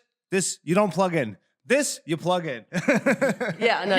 He did it really well. No. And then that's all. And then between, every time that I had free time with the kid, I was with them. They used to call me in overnights. So I was like, if there was like an overnight shoot, I was able to do it because the kid was sleeping and the mom was doing it like fine. Crazy. So I was doing the overnights. And Vinny was like super cool with that. He was like, he knew I had to leave at 7:30 a.m. because I had to do breakfast. And even if we were still shooting, he was like, okay, leave, So they were really extra helpful. I remember one shoot that we were shooting in Harlem and I used to live in Upper West Side and I had to pick up the kid at 3 p.m. And I was like, I cannot say yes to this job because I have to pick up the kid at this hour. And they were like, it's fine. Come, you leave, and then you come back. So Wow. I have to be really honest, like, they were cool in this. They were really flexible. They made things easier for me, you know. They knew I had to, you know, I had some responsibilities taking care of a kid, and I was trying to do it the best I could, but they were really flexible, like, okay, go with the kid, then come back, do the overnight, but do this, blah, blah. So yeah, that's my story. Oh. Wow. And then just history from there. Yeah, Like, and now I just, work full-time with them, yeah. I love that. Hell yeah. So you also served tables. you Yeah, said. I was a server since I worked in the restaurant industry since I was 16. I started as a host at Red Lobster. I love their biscuits. Whoa. Yeah, the biscuits I are love their great. biscuits. And I would make these little Caesar sandwiches, I would call them. I would grab a piece of chicken, a piece of crouton, and the biggest lettuce I could find, and put a little bit of Caesar dressing, and that would be my snack. Wow. I mean, I would take a lot of that was like something I would do pretty often. It wasn't like I would just take one or two. But so yeah, Red Lobster, and then I tried to do something in the film industry. I was trying to get into like a graphics arts place, just trying to get out of working in restaurant even at that point.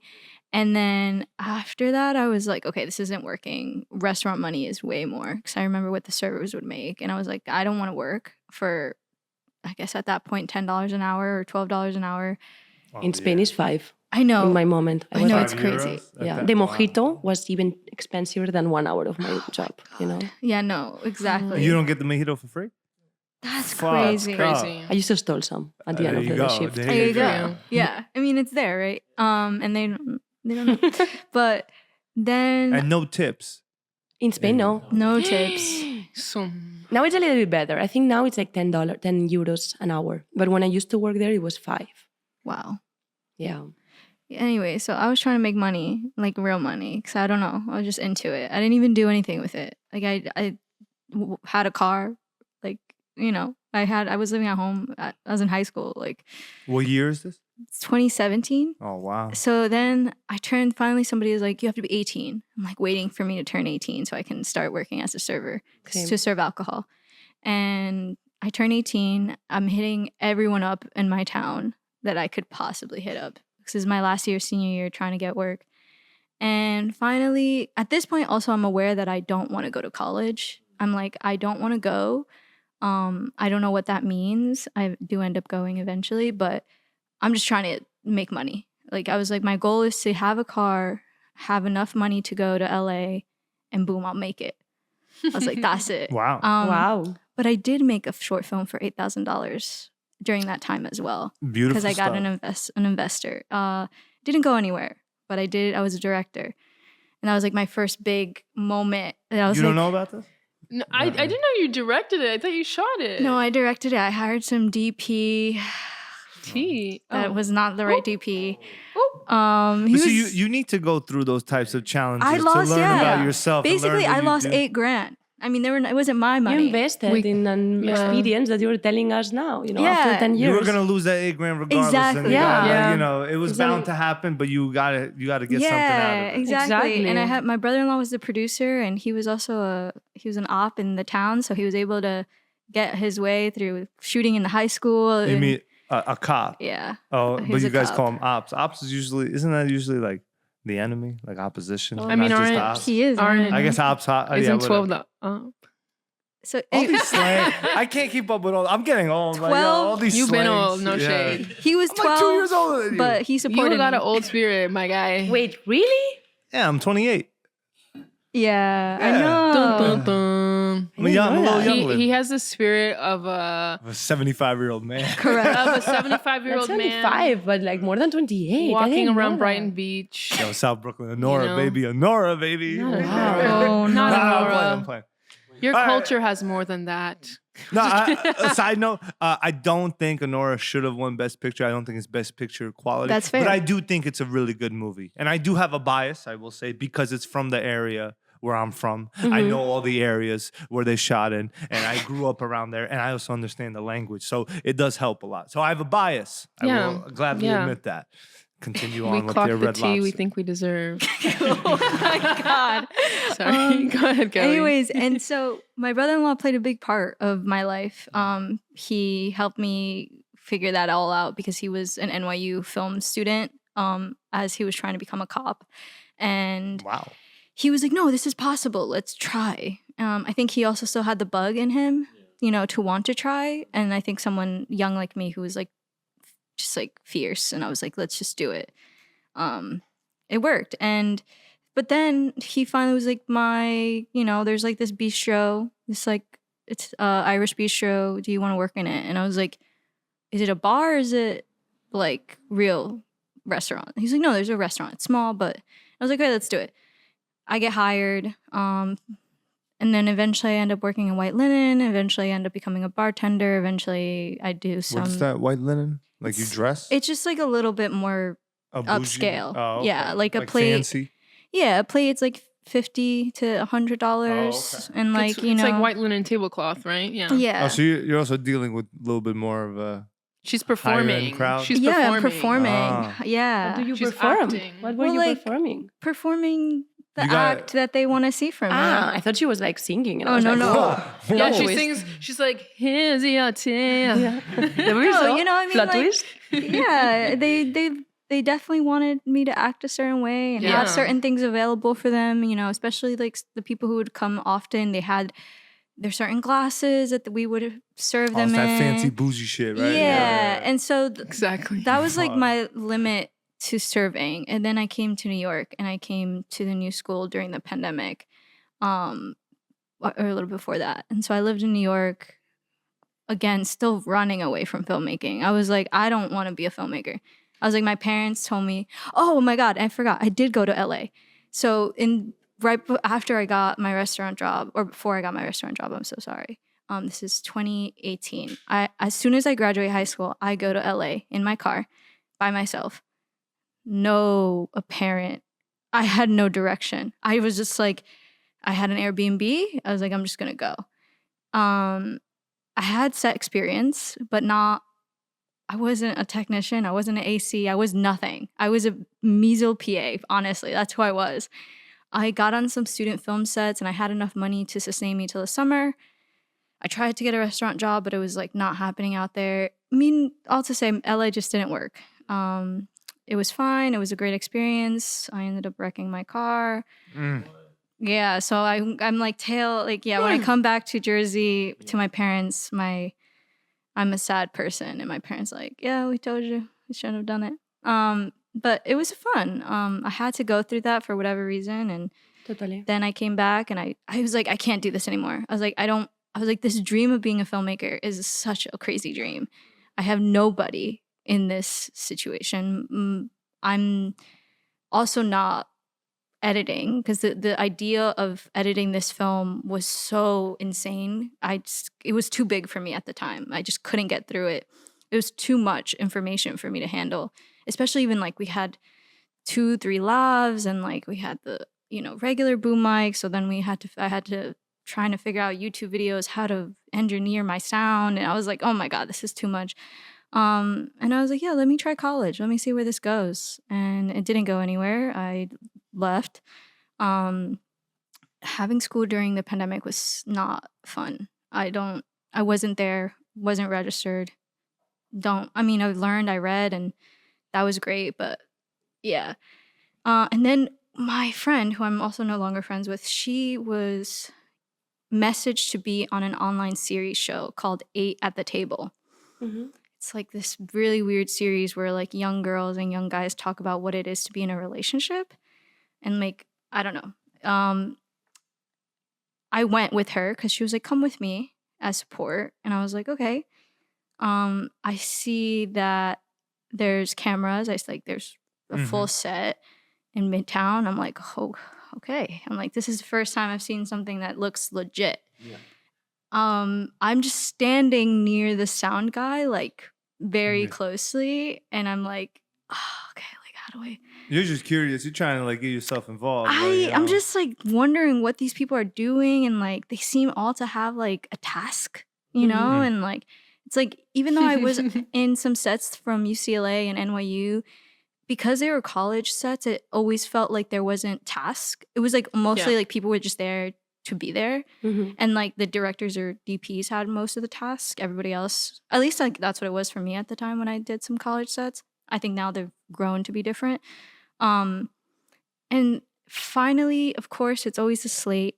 They're like, nobody can do the slate. And I'm like, oh my God, I know how to do that. I know how to do that. I've seen people do it. And I was like, it can't be that hard. So I'm like, oh, I can do it. And they're like, everyone looks back at me and they're like, what? Like, I'm a guest technically. So I don't know. I'm like fully get up too. I'm not wearing like set clothes. I'm like wearing nice clothes. And they're like, are you sure? I was like, yeah, like, no, I can do it. No worries. And I start doing the slate for them that day. Wow. And then the director producer is like, oh, do you want to come more often? Like, do you just like, who are you? And I'm like, oh, I'm just like a college student, just coming here to help Jordan. Or like be with her. And he was like, okay, yeah, like give me your number. I'll let you know if we need any extra hands. And I was like, okay. And then Jordan was invited again. And I was like, I'm coming with you. I was like, I don't care. I was like, let's go. And she was like, okay. She was like, I don't know if you really need to. And I was like, no, I am. And I get to talk to Mo Wally, who is like a grip gaffer camera operator out here. And this other person named Mo, who you probably know. What's her last name? Lorraine. Lorena? Yeah. I meet both of them. And I don't really hit it up. Yeah, she's a gaffer electric. Yeah. I don't really hit up Mo, but the other Mo kind of is like, you wanna do stuff? Like, what do you wanna do? I was like, I don't know, I'll help you. I become attached to him. And he's like, okay, whatever I tell you to do, just do it. If you need like a question or something, like I got you. And so he would be like, can you go rewire this lamp for me? He wouldn't even call it a light. He would literally call it a lamp. And at that point I was like, okay. And I was like, so you just want me to plug it from there to here? And he's like, yes. And I'm like, okay, cool. The terminology is a learning curve. It is a learning curve. Repatching and all this shit. Yeah, he just, and then, or his SDI cable, he was like, can you hand me this SDI cable and then I'll change it, but you hand it to me. So he was just involving me. And then Jordan left that day. She went to do whatever she had to do, and I stayed until 2 or 3 a.m. with the director and DP, who was Mo, and the producer. And I was just there listening. I didn't say anything, and they didn't kick me out. So I was like, whatever. I guess they want me to be here. That's so sweet. Yeah, I mean, I don't know why they allowed me, but they did. And then I was just that was a routine that would happen every single week. I wasn't getting paid yet. Finally, the producer was like, hey, what's your Zelle? And I was like, oh, here's my Zelle. He was like, I'm just going to Zelle you some stuff, some money. I feel like you've been helping a lot. And there was no conversation of rate or anything. I think he just Zelled me like $150. And I was like, oh my God. I was like, it's $150. I was like, I got to be on set. And they're talking about cameras and they're talking about. You felt on a high. Yeah, right? I was like, strategy. I was like, yeah. And then this is like, then at another point, I think later that week, Vox Films, I had a relation with one of their actors. And from when I was doing the sets out here, some college sets. And she was like, oh, we're looking for like someone to do some sound. Have you done sound? I'm like, no, I didn't. But I lied. I was like, yeah. I was like, I can do it.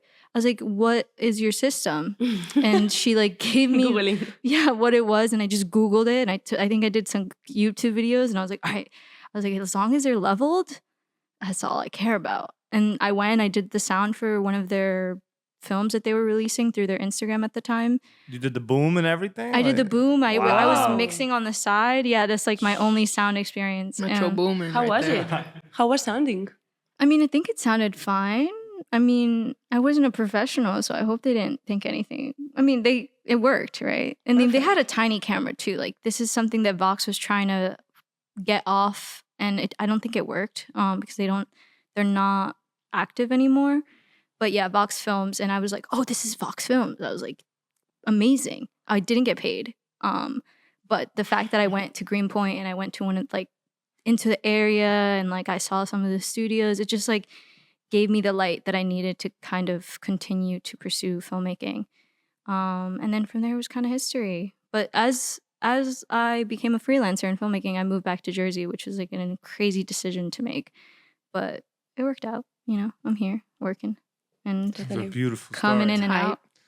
It's a beautiful story. Wow. Yeah. Everyone's got their own like little path that they need to like The lore. kind of go on, and you know, it's you're not going to be able to make the rules. It's just you kind of have to like go or make the path for you. Not I think if like the rules. there's any inspiring filmmakers here, or even I guess now content creators, because that is a real thing. I think it's like just you have to know that like you can't plan every strategic move. All you can do is like continue to think of the thought that you want to become a filmmaker or you want to become a content creator. It's like if you pursue the thought, then like you said before, you're never going to fail. But if you stop pursuing the thought or the want, then you give up. And of course, it's not going to come in your hands. Nothing's handed. I mean, I think everything is worked for in the film industry for sure. And you have to present yourself as being available. And like you did, you were like, I need to go to see Vinny, even if it's just moving boxes. Yeah, I feel in my case, I was like, I had a plan in Barcelona. You know, I had a future. I was working in the company I wanted to work. But I really, really wanted to move here. And I moved. And then I became a babysitter for 2 years. And I didn't touch assistant or a stinger for 2 years. And that was crazy because I saw all my friends working in Barcelona and I was like, man, maybe I'm too far. You know, I was like, I was in the path and I went to another one and I'm really far, you know, for 2 years. But I was keep pushing and I was like, it's fine. Maybe sometimes you have to take another path and go away for a little bit, you know. And I was super ready to work again as a waitress. Like for real, I was like, whatever finishes this, then I'm continuing. I'm going to continue till it happened. And it happened. And I think for me, the lesson is that sometimes you have to keep pushing, even if you feel that you're really far away.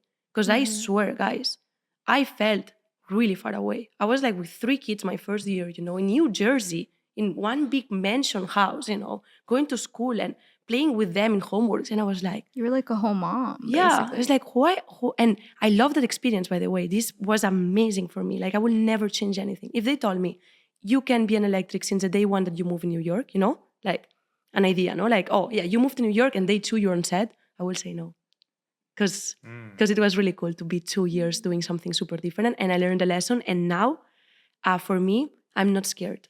If I have to take a decision that it's going to make me feel far away, I know that it worked once, it's going to work another one, you know? Ooh, I needed to hear that. Yeah. I mean, I'm not making decisions right now, but I needed to hear that. I also have I truly believe in like the philosophy of, just like to give an example, I know that like Steve Jobs used to like attribute the reason why he started on like having several options on like kind of like document like application in terms of like having different fonts was attributed because he took a class in Stanford. I don't know how true this is. Might be a fucking lie. That he would give in. Wait, no, I think I know what you're talking about. He like basically this whole thing about he took a class in Stanford that he thought he was never going to use in terms of his business and tech, and that class was about kind of like typeface, font, stuff like that, and how that later impacted his decision to provide to customers different options in which to like different fonts in order for folks to use when writing. Huge hit, whatever. But that this was like, again, random class in terms of like kind of circling back to y'all of like these kind of offshoots and like things that might feel like they're pulling you away from your goal are actually the thing that that shapes you. Because I mean, I think in both of y'all's experiences, like I have seen on set, I don't know if you know it or not, but like I've seen on set like kind of that babysitter like skill. I learned so much. When Nica's been dealing with the sandwich certain technique. people on set. Do you know the sandwich technique? No, tell there's us. different the techniques sandwich with kids. technique. Sandwich Go technique ahead. is when, and I use it a lot. I use it with the kids. It's perfect. You want to tell him something a little bit that complicated, you know? But you put it in a sandwich. So first of all, you say something really good. Like, I love you as a key grip, okay? Then, okay, you say something that bothers you, you know? I'm not going to say what, but whatever. And then... I'm not speaking in any case, by the way.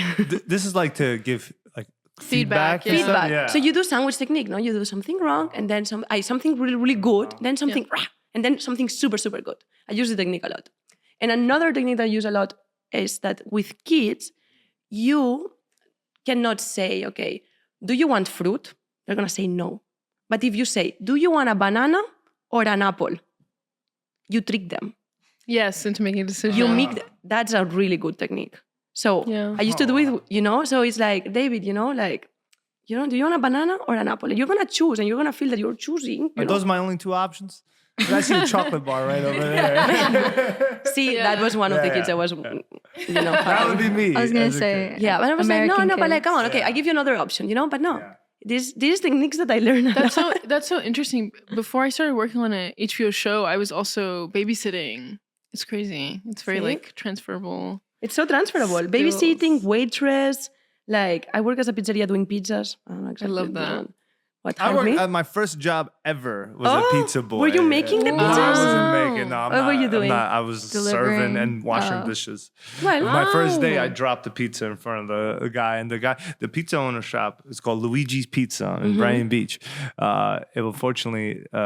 I dropped the pizza. Was in it front run of the by guy. Albanians? Albanians. Of course, I was gonna I say. knew it. I was gonna say it's run by Albanians. And the guy's name's Luigi, and I'm just like, but they make great pizza. Like the Albanians for some reason they kill it. I'm sure the Italians are also fantastic, but I'm in the back washing dishes, and I'm serving the pizza sometimes. But then when I dropped it, he put me in the back doing dishes, and I would hand out flyers. But I was like 14, 15 years old. That was my first job. What was your first job? I was an ice cream scooper. Come on. My first job, I was an ice cream scooper over on the piers in Brooklyn Piers. Yeah, my brother-in-law got me that job. Right. And he was like, shout out to brother-in-law. He was like, get your food certificate, and you'll go from $8.50 to $10.50. Oh, And I was like, okay, bet. But I was there, and then there was like a little bar outside, and they would put me out there sometimes serving drinks. Didn't know that I was underage, and I was like, okay, cool. I started that at 16. So you got the tips. Yeah, alcohol. Wow. Taish. I feel like the first jobs we did make us so much as a person. Like I have friends that they only worked in this, and I see it. And it's not, I don't want to complain, of course, it's amazing. You were super lucky. But when I was like 18, I did the same. I was waiting to be 18 to work as a waitress because I really wanted. And my dad was like, why, Nica? Like you could do other things. Because I also work as a photographer in that time. So I got some money doing shootings and things like that, like small things. But I really wanted. I was like, I want to do it. I want to be a waitress. I work also in a retail shop, blah, blah. Like babysitter, some stuff, like, because I feel that it's kind of cool. Yeah. And it's fun to say, I was working in an ice cream shop or I was doing, pizzas. Like, it's cool. Yeah. And the waitressing job for me brought an opportunity to try to run like a little production business because I saw the lack of awareness of the photography that they were taking. And so then I'm like, looking at my bestie at the time and I was like, yo, we can make money here. I was like, you want to be a photographer? I was like, let's get it done. I was like, I want to be a filmmaker. I was like, well, so we'll just sell a package to them and to do photography for the restaurants. So Kelly don't play about that bag. No. Kelly don't play about that bag. She's like business girl completely. There's a bag to be made. Shark Tank is afraid of her. They are. And so I was like, let's do it. Speaking about bags, we owe you money. Can you send your invoice, homie? Because it's been a minute. I'm trying. I will get you the invoice by today. Please. And Kelly's like, let's get this bag. But then I'm like, yo, where's your invoice at, girl? That's so funny. I try. No, it's okay. It's cool. Invoicing, It's been a man, it's quiet so week complicated for here. me. You know that How in does it work Spain, in Europe? you don't have to do invoices. They just pay you? They should. So it's so How does crazy. that work for taxes? Honestly, I'm not sure about taxes, but you don't have to be an autonom. So in Spain, independent contractor? Yeah, you don't have to. Spanish king right there. You felt like that. Okay, but for example, if you work as a photographer, you have to make. Okay, so who makes invoices is the person that. Sorry, wait a second. Cut all this, please. You don't want this on the live? No, because speaking in English for me it's twice effort too. If I could do everything in Spanish, it would be so much easier. Who But says we can't do this? 1, 2, and 3. Mira, say it in speak Spanish. te lo voy a Spanish. contar todo. Danny We'll can have translate to it. translate it. No. No, dilo en español. Yo creo que ese I feel sí bad es when hablar you're en translating, español, you're gonna ya. make subtitles. No, hombre, no, pobrecito, no. No, está bien. Oh my God. No, it's okay. I'm gonna You're tell you. telling Danny un pobrecito? No, pobrecito, like I don't want. I love you, Danny. It's fine. No, don't worry. Danny's catching a stray. But Wagwan. in There's Spain, AI for this. I mean, I'm just saying. it's okay. I'm locked in the English now. Dale. But in Spain, you get hired for production and then you receive a text message saying, like a text, I swear, SMS, you know? Sí, sí, sí. And in Spain, we don't use text message. So for us, it's like, tick. And then, because we only use WhatsApp. But we received a text and said, you're going to work from, November 11 to, November 13, something like that. That's all. And they paid you and they send you an Ay, qué email chulo. with everything. that. So you don't have to do anything. You hear that, producers? You hear that, production? See that, America? No, but there is good things though, eh? There's a reason to invoicing. It's called record keeping and taxes. You have everything because You know? the company sends you like a 1099 kinda Yes. saying I'm paying you this. But then it's tricky. I don't know because Basically, Europe is putting the production company at fault, while production companies put us at fault. Well, production companies do not to defend anybody. I'm just saying the obvious. Production companies, if you're a W-2 employee, you don't have to do the invoicing. But if you're an independent contractor, You still have to do a time card, 1099, though. True. Yeah. Or you can, but technically speaking, they can do the time cards for you. I just don't think they want to do it. They'd rather have the person that's working do it, since the person is responsible to inputting and you have to sign it off. But they legally can do it if you I allow just it. feel that they should make a system a little bit easier with invoices because it's like you spend a lot of time. I agree. And then I would like to do invoices in my company time. Give me 20 minutes at the end of my set to do the invoices. Oh, yeah, that would be This is my nice. 2 revolutions I want to put High-key. in America. 2 things I'm going to tell you right now. First of all, invoices in time, in company time. Second thing, after lunch, catering should have coffee. I hate coffees in crafty, but not with catering. And then you're having lunch and then you have to go to another set to go to crafty to have your coffee. No. There should be coffee all day long. Yeah, Hell but yeah. next There to should be next to the a- lunch, I With want a coffee almond milk. machine, you know? Hot coffee. Right? Yes. I hate that coffee's with crafty, not with lunch. I'm also going to say, I love all of that, Nika. I love This that. is my little revolution. I swear. I thought These are feasible. Everybody These are who agrees say aye. I Nice. he didn't agree. Motion passed. No, but I really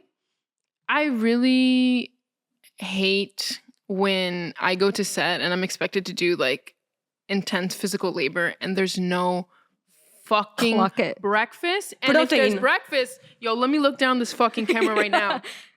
Stop offering me fucking pork bacon, bitch. God damn it. I hate that. Yeah, it's I the only hate that thing. shit. Let's open up Stuff some it along. halal crafty. Let's please. get some halal crafty, I please. agree. Let's get the Welches off the set. Let's Welch's contact off Haribo. the Let's, set. let's get it. Come on. And Like- protein, man. I hate when there is no protein in And the protein, breakfast. and Protein. Yeah. ample why are we wrapping a set and there's not a single water bottle available? Yeah. Why is that happening? Yeah. You want me to be thirsty out here? No, I get upset with the water and with the protein. Yeah, it's crazy. It's just, I don't know, basic stuff like that makes a huge difference. Yeah, I shouldn't have to buy my crew stuff. Like I do that way too often. And then they don't yeah. even want to And- reimburse you. Yeah, and it's like, listen, I love my crew. I'm gonna take care of them regardless. But Bush and Beanie, they always buy us so many things when there's no protein and things like that. One time, I don't know if I can explain this or not, but I think Bush got fired because of that situation. There was no protein. It's funny, I think I can say it. But it was on set, and we went there, and there was like only bagels and a little bit of cream cheese, okay? And it was like a big set. They had the budget to do that, and it was like bagels. I cannot say what exactly, but it was a big set. So they had the money, and there was no protein, and he got crazy. He was like, where's the fucking protein for my grips and electrics? And everyone was This like... is Bush? Yeah. Wow. Honestly, I like this story because, okay, he was yelling, but he was so right. He's Like, so fierce for that. I'm not he gonna was lie. like, where's the fucking protein? Imagine everyone, okay, having like this bagel looking at him like, and us were like trying to support, but like we didn't want to say anything. We didn't get hired No, again. I mean, but then it's like you're gonna be upset that half the crew's in the fucking bathroom, like shitting Yeah. their brains out. Well, because and like he knows, like I speak about going to the gym once a day with Bush, So Yeah. he knows, and that job was Joel and me that were like the ones that we like, wow, yeah, protein. So he wanted to be a big, like a good boss, and then I think he bought us things after, like things with protein, because we're gonna be 12 hours here. It's the breakfast, like when you have budget, really a boiled egg. Yeah. You know, Lulu yeah. makes fun of me because I'm always bringing a boiled egg. Queen, I don't make fun of you. I do the hard-boiled same. egg? I Two swear. sets. Very European of you to do I that. do. I do find it funny when she's like smashing that shit against a fucking combo. That is when I do chuckle a bit. But I chuckle because I love a hard-boiled egg too. I'm so like I have this PTS of not having protein that every time I'm on set, I always bring 2 boiled eggs because it's the perfect like snack, you know. Yeah. 9 grams of protein, it keeps you up. 9 like you do it, grams. yeah, 2 eggs, yeah. Come on now. And so I do that, and I always do it, always with me. And then yes, the thing better to crash your egg is like a stand of like a combi stand, you know. I Like, want a video. I'm I'm gonna hearing do some it. shit crack against the combo, and I'm like, You guys I'm should like, do oh, a it's just tutorial Nica. of how to crack your eggs. We how to should. crack your egg. How to get your protein on set since Yeah. production is not going to do it for you. Exactly. It's Yeah. No, exactly. It's the funniest sound too. It's like, and I'm like, oh, okay, she's here. If I should do like one of these videos, like what do you wear in your bag? 2 boiled eggs. Wow. 2 boiled eggs. Oh yeah, that's Oh what I'll my do god, for that's you. cute. I love that. That's what I'll do for you. What's in Nika's kit? 2 boiled eggs. 2 boiled eggs. Yeah, as a must. Yeah, honestly, yeah. That's true. Love that. Love that. I think it's, you also bring up a good point about leaders, like heads of department, advocating for their crew. I think that it's very scary to do that, I guess, as a leader sometimes, because you have to take the risk of like, you don't want to piss off the client because they're providing income for you, and then also consistency. sure. You also have to be responsible for the clients below you, for the crew below you. Yeah. You know, you don't want them to also not get, you know, in trouble and stuff, and not get Yeah. paid and stuff. But you also have to kind of take the risk of like, yo, advocacy, like, yo, come on, we got to do a little bit better here. Like, yo, you see where we're coming from.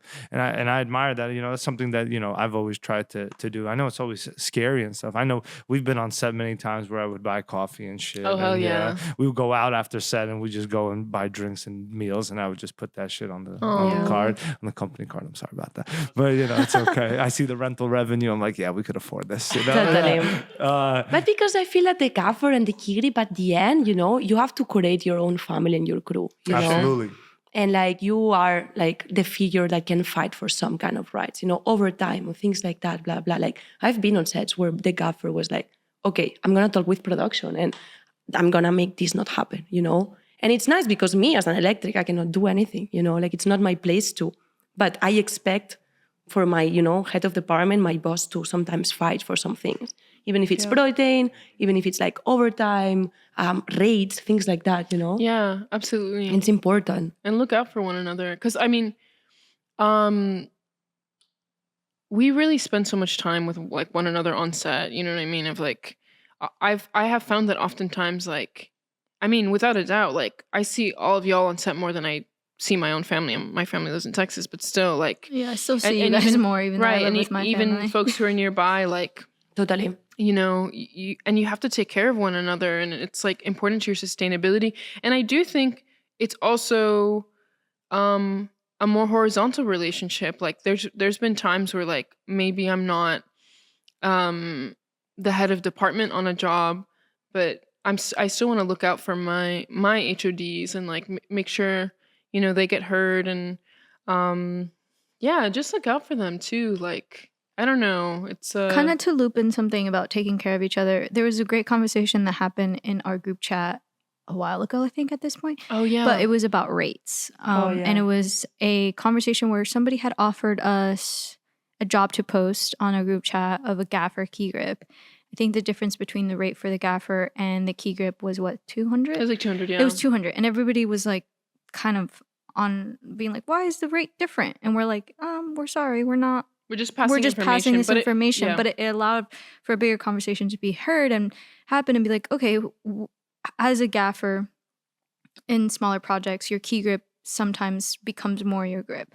Of course, if your key grip knows what they're doing, that's not the case, but it is what ends up happening. Yeah. And with that being said, I think productions understand that, even though they still give you the title. But we were saying like, no, I think as a gaffer, and I've done this before, you always have to advocate and be like, hey, like, why is the rate less? Can we figure that out? Can I give $100 of my rate so that it's even? Because it is two different heads of departments, and more people need to like understand that and advocate. Like your heads of departments need to advocate This for other happened a lot. heads. Even recently, It happened recently, like and me and Lulu, I spoke to somebody, and like although things didn't change that particular project, I think that even just having the conversation respectfully and kindly, which listen, like I'll fall on my sword. I've fucked up before of like letting myself get caught in my feelings.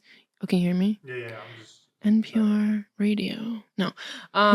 But yeah, I've gotten caught up before of like, just being a little bit of a hothead, but like I was really happy this last conversation I had, although it couldn't change, I was able to have a conversation with this producer and be like, okay, like moving forward, when we work together, like, let's just keep this in mind that we, Yeah, it's parallel. It's like what I say. It parallel happens so works, many yeah. times. I don't know, like a lot of times. I always ask the gaffer, if I'm the key grip, I'm super transparent. It's like, can I know your rate? Because I want to know, and then I'm going to fight it. I'll fight it. And I fight it so many times recently. And then I always say, in the standards in New York, gaffer and key grip, they're doing parallel jobs. So the rate should be parallel. absolutely. And then usually, like, depends. But like in my cases, more or less, I fought it. At the beginning, we're like, well, how you know the rate of someone else? Man, because we have to be transparent, Yeah. Like, I think it's important. Like, Yeah, absolutely. to talk about race with our people so we know more or less we're in the same page. Like, And know when your value too. Yeah. It's so important. I think that we should normalize asking the rates of your coworkers in a good way and say, okay, because look, recently I was doing a job and everyone was getting $825 and I was getting $700. and then Vinny put it in transparency. He wrote an email with production and everything he put all the rates. So publicly, I will know the rates. So I was able to fight it super easy. And I was like, I don't think it will be fair if me, and by the way, I was the only woman, but if I'm the only person that gets $125 It was less. the same position compared to other people? Yeah. Wow. That's Yeah. fucking It was not crazy. like, it was a job Not that like- Vinny was involved, but not, it wasn't Vinny's job. He was the key grip, so Yeah, his he rate was a wasn't little bit deciding higher for rates, sure. yeah. But like, it's crazy, We fix it. But wow, Yeah. like, wow, because It people gets- try to do yeah. that, and Oh, people yeah. plays that, people knows that people doesn't speak about rates. Yeah. So they send you a memo deal and suddenly your memo deal is like 700 and you're like, wait, like you asked to the key grip and the key grip is 850. So you're like, wait, mine should be 800. Yeah. Like, I got blacklisted from a production company because I realized my rate was significantly lower than what other people I were making. remember. Yeah. yeah, that's why we should talk about I rates. think I know. I think I you know what know. you're talking Yeah. about. Is it the one in the city? Mhm. Yeah, I know which one. Yeah. There's a lot of Also, secrets in the podcast. also, I just want to like fucking publicly say like production companies that threaten to blacklist you or in their Quote, unquote. subtext like threaten to blacklist you. I'm like, I don't give a fuck, bro. This is not old school Hollywood. You feel me? Like you're Yeah. not Universal Studios being like, you're never coming to this town again. No. Like, I'm we have certainly Instagram in the now. It's a town. nice impersonation. I like that. Thank Yeah. you. Nice to Totally. act. But yeah, and Yeah. in fact, in Gorgeous One of Drugs, I feel that in our chat conversations and everything, it's nice to like talk about rates.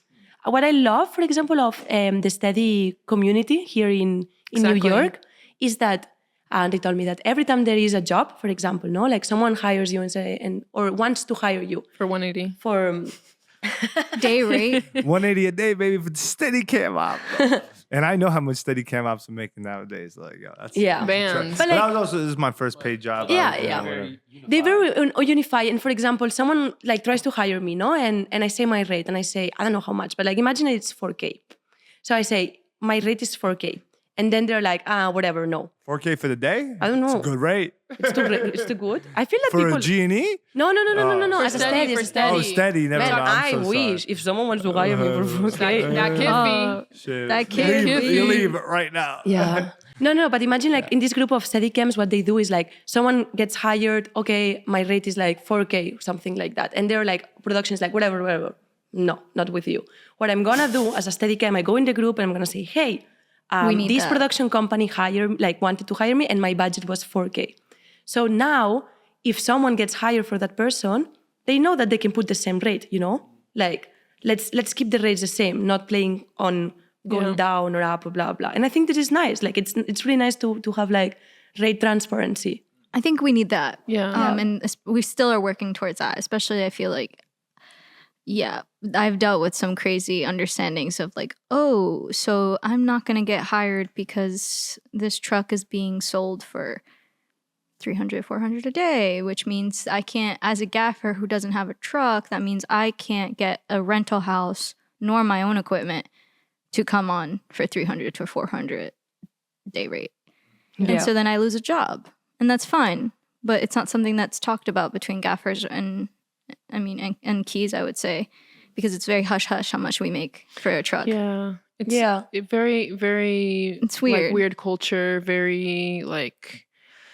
Well, I think that just toxic. Yeah, well, you have to play around, I think, with the budgets for sure, Of course, no one... But I think it's important to no one break completely the rates, Yes. Because I guess it's normal when someone is going to be more expensive, blah, blah, blah. Depends also what gear do you offer, what is your track. Like, of course, like there is different tiers. Yeah. Even in the Steadicam operators, even in us, there is different people, But I think it's nice to, like, as a company or as a gaffer with a track or like as a Steadicam that you put your own rate. With us, it's a little bit more tricky because I guess usually the rates, they come to us. But to have transparency and like make sure that no one is doing the same for a super cheap price because it's not worth it for that person either. And then you set a precedent across like everybody. Yeah. Like, Exacto. Yeah. So, yeah. And I think also like people need to remember that there's more technicians than there are like production company entities or a producer. Like we are very much like we have the power to make that, that happen and like also replicate something that, I was going to say that too. I really admire Steadicam Ops for that. That's possible with us as well. Like to have some sense of solidarity and also again, like in non-union to take notes of what has been successful, let's say in the union space, but push it even further and really organize again, because at the end of the day, all of our conversations, all of our efforts is again about like workers' rights. Like it truly just boils down to that. Yeah. And through conversation, through transparency can make such a huge change. And I really think, and I want to hold like my community accountable, if you're uncomfortable sharing your own rate, I think that's worth like reflecting as to why you're uncomfortable. Because I think it's telling you something much larger, like you need to confront about like your coworker and your colleague that you're making this alongside with. Because I've been in situations where I'm asking my gaffer and who I'm key grouping for, and transparently it's been majority like white men that I've had this experience with, that it's like, oh, like how much are you making? And there's like 1,000 like, of course, except for you, David. But David's like straight up like, oh, this is the number. What's up? Like, and I'm like, okay, Dave, thanks. But no, the other people that it's like people have been like, blah, blah, blah, blah. And I'm like, dude, just like, why are you so uncomfortable just telling me the truth? Like, because it's highly significant. and because they know that's the thing. It's like you're aware that that's not fair. Yeah. And you want to like, but you don't have to like. You don't have to shove me down in order for you to like get ahead. And that's also a really great thing I like about this community. And I think I've seen in like study as well, but I don't really know the ins and outs since I'm not one myself. But I really appreciate how there's this recognition that together we are going to get a lot farther than, I have to be, the only one here. And so it's a tempting like thought process, but ultimately I just don't think ever worth it. Together's better. Together we are stronger. Together we are stronger. But yeah. Someone's Oh, got come on, the you. high Someone is heels. coming. Yeah, wow. Diva. Well, we've been at this for 2 hours. Oh, Oh, Can you wow. believe that? Wow. I Nerd. think let's try to chat. let's wrap it up a little bit. Let's do Okay. some final thoughts. What's next for you girls? Oof. What's going on? We have a now? workshop next weekend. Okay, Yes. beautiful. Let's plug that. Car rigging. Car rigging. Oh, that's gonna be a fun one. Yeah. Unfortunately, Yeah. I won't be in town, but you Oh, guys no? should. Fine. No, I'm being out. It's gonna be fun. I just hope that it's a sunny day because we want to put like 4 Inshallah. cars Yeah, yeah. outside. So like, please, like, make it Do you happen. know what kind of cars you're gonna get? I think it's gonna be a pickup car because we want to put a 1000C rigged. And You're gonna rig lights too. Yeah. Oh, hell Yeah. yeah. Hell so yeah. we're gonna rig cameras and lights. So Where are you guys doing that? at Tigol with VSNY, then Smithy, Riley, and Lulu. Yeah.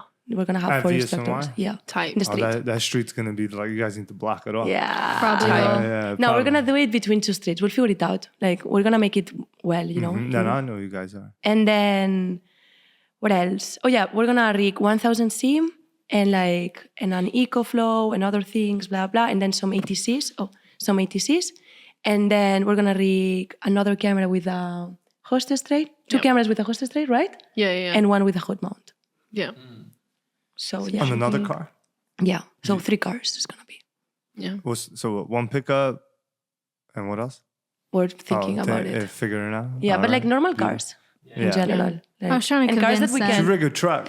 I was trying to convince them Yeah. to. My dad owns a truck because he's a But truck that's like driver. an 18-wheeler. Yeah. Yeah, but Oh. it's a trailer truck. Yeah, Oh, it's yeah, a I big know. boy. What Yeah. about the VSNY trucks?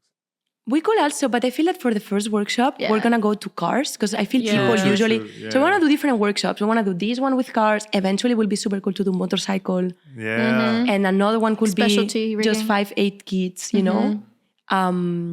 It's my So- nickname from middle school. That's why she pointed to me. Just kidding. I'm just fucking with you. 5'8" kids. 5'8" kids in town. I'm like, hey guys. But yeah, we're excited for this workshop. That's the next thing we have. Then we're gonna go to Cine Gear. Senior. Yep. Lulu Oh, will hell be yeah. speaking for us with At Godox. Godox. It's just you going? Or you? We're all We're all going. gonna go, but Lulu is I'm speaking. gonna be chatting. Okay. I'm very Talking, excited. yapping. Yeah. Okay. Yapping, You yapping. make some videos and shit? Yeah, we're Talk- gonna do some yeah. videos. We have Okay. some meetings. We're gonna have Yeah. some fun Oh, hell Yeah. yeah. It's gonna be lots of fun. in LA. I've never been in LA. Yeah. Oh, yeah. LA's fun. Yeah. I've You never been to LA, been. neither? Oh, neither? Yeah. No. Whoa! Wow. But my peoples are out there. You feel Oh, me? yeah. Oh, I would yo, say mad good Mexican New York food. is better than LA. We'll figure it out after this trip. I'm biased, but I agree. But Nah, yeah, I don't feel like I'm gonna be like, oh, I have to come out here. Like I Yeah. love New York. I would say Y'all make got a- me. If you guys have some time, make a trip. If you guys have some time, make a trip to Malibu. Like Oh, Malibu is beautiful. Malibu's beautiful. So a quick story about Malibu. We had a car when I was out there. I had a boyfriend, and this boyfriend took my car and left me in Malibu because we had an argument. I know. Yeah, Man. bad, Yo, bad. what? Nobody knows this. And then I ended up walking about a mile and a half to a pizzeria because my phone was about to die. Pobrecito. And then I was like called an Uber, and of course my car was where it needed to be. But it's the fact that this person did that, and they were so nice to me. They're like these Mexicans who owned a pizzeria, and they were like, they fed me pizza, they gave me water. It was so great. I caught my Uber. I was like, thank God. Dump it in Malibu. Like next Miley Cyrus song, 100%. that is Dumped crazy. in my, and I still ended up like being like, okay, I forgive you. Madonna. Oh no, It's okay. You said Madonna. Yeah, of Madonna. course. Madonna. Oh my. yeah. Madonna. That's Mexican Ecuadorian solidarity. Thank you. That's beautiful. That's crazy that happened. Yeah. You did not That's deserve Should that. have shot him. Should have just fucking went Bob. Should have. Yo, I saw your face, Shot David, when I that said that. Brighton Madonna, Beach. yeah. Brighton fucking beach right But yeah, there this for is what you. is next, no? That's what's Yeah. next. What's in June? Potentially color science class. color We've been science been class. talking. Oh, that sounds very fun. Yeah. But we'll see there. That might be one of our first kind of like workshops with like a community member leading that, which is really exciting. And then July we're going to have. Oh yeah, can we say Have we things? announced that? No. When is this No. airing? When is I this don't know if airing? we can I say don't know things and yet. no things. No, we can say. No, it. I think we can say it. Maybe I think we June. can say it. Well, in July we have a really yeah. fun workshop It's power distribution. out. It's going to be really fierce. It's gonna be really big. I wear At Samson Stages with Elo. Elo With lighting. Rich. and with Lux with lighting. Rich and Lux. It's going to be a barbecue. Oh shit! I gotta Goddamn pull up to barbecue. That sounds a lot yeah. of fun. Yeah, but lots of great things are happening. We're still, growing, and I do want to do like a shout out or call in, or I don't know, to the community that we are looking for people to like share content with us, to come up with ideas of workshops and like have more community working on like the action of what this organization is. It's not just the three of us. And we like want to eventually like have more just like people in this like the organizing like administrative side of it. Yeah. But yeah, that shapes the culture of the organization, and it's not like people at the top or whatever. It's horizontal mutual relationship. So yeah. And where could they find all three of you, and on the internet and They stuff? can find us at Girls Just Wanna Load Trucks. That's Girls Just Wanna Load Trucks. You can find me Lulu on the set. Nica Fazio. Making Kelly. Beautiful. All It's Instagram. hot-ish. But yeah, Instagram. all in Instagram. Instagram. All Yes, for Instagram. now. I mean, For you can now, find that Instagram. username everywhere, actually, but because I stole it when I was 14. Oh, really? You can find my DraftKings account. No, I'm just kidding. I I'm don't. trying to do some sports Betting. Yeah. That's funny. But That's yeah, thank you That's so good. much for Oh, yeah, having of us. course. Yeah, thank you. Thank you. It was fun. This was a Yeah. lot of fun. All right. Well, Big do Matria. we have anything else to say? Forever. I don't know. Matria. We got Is Matria? Matria. I don't know. I'm like throwing M's gangs. down. You're like, stop it. My bad. This, no?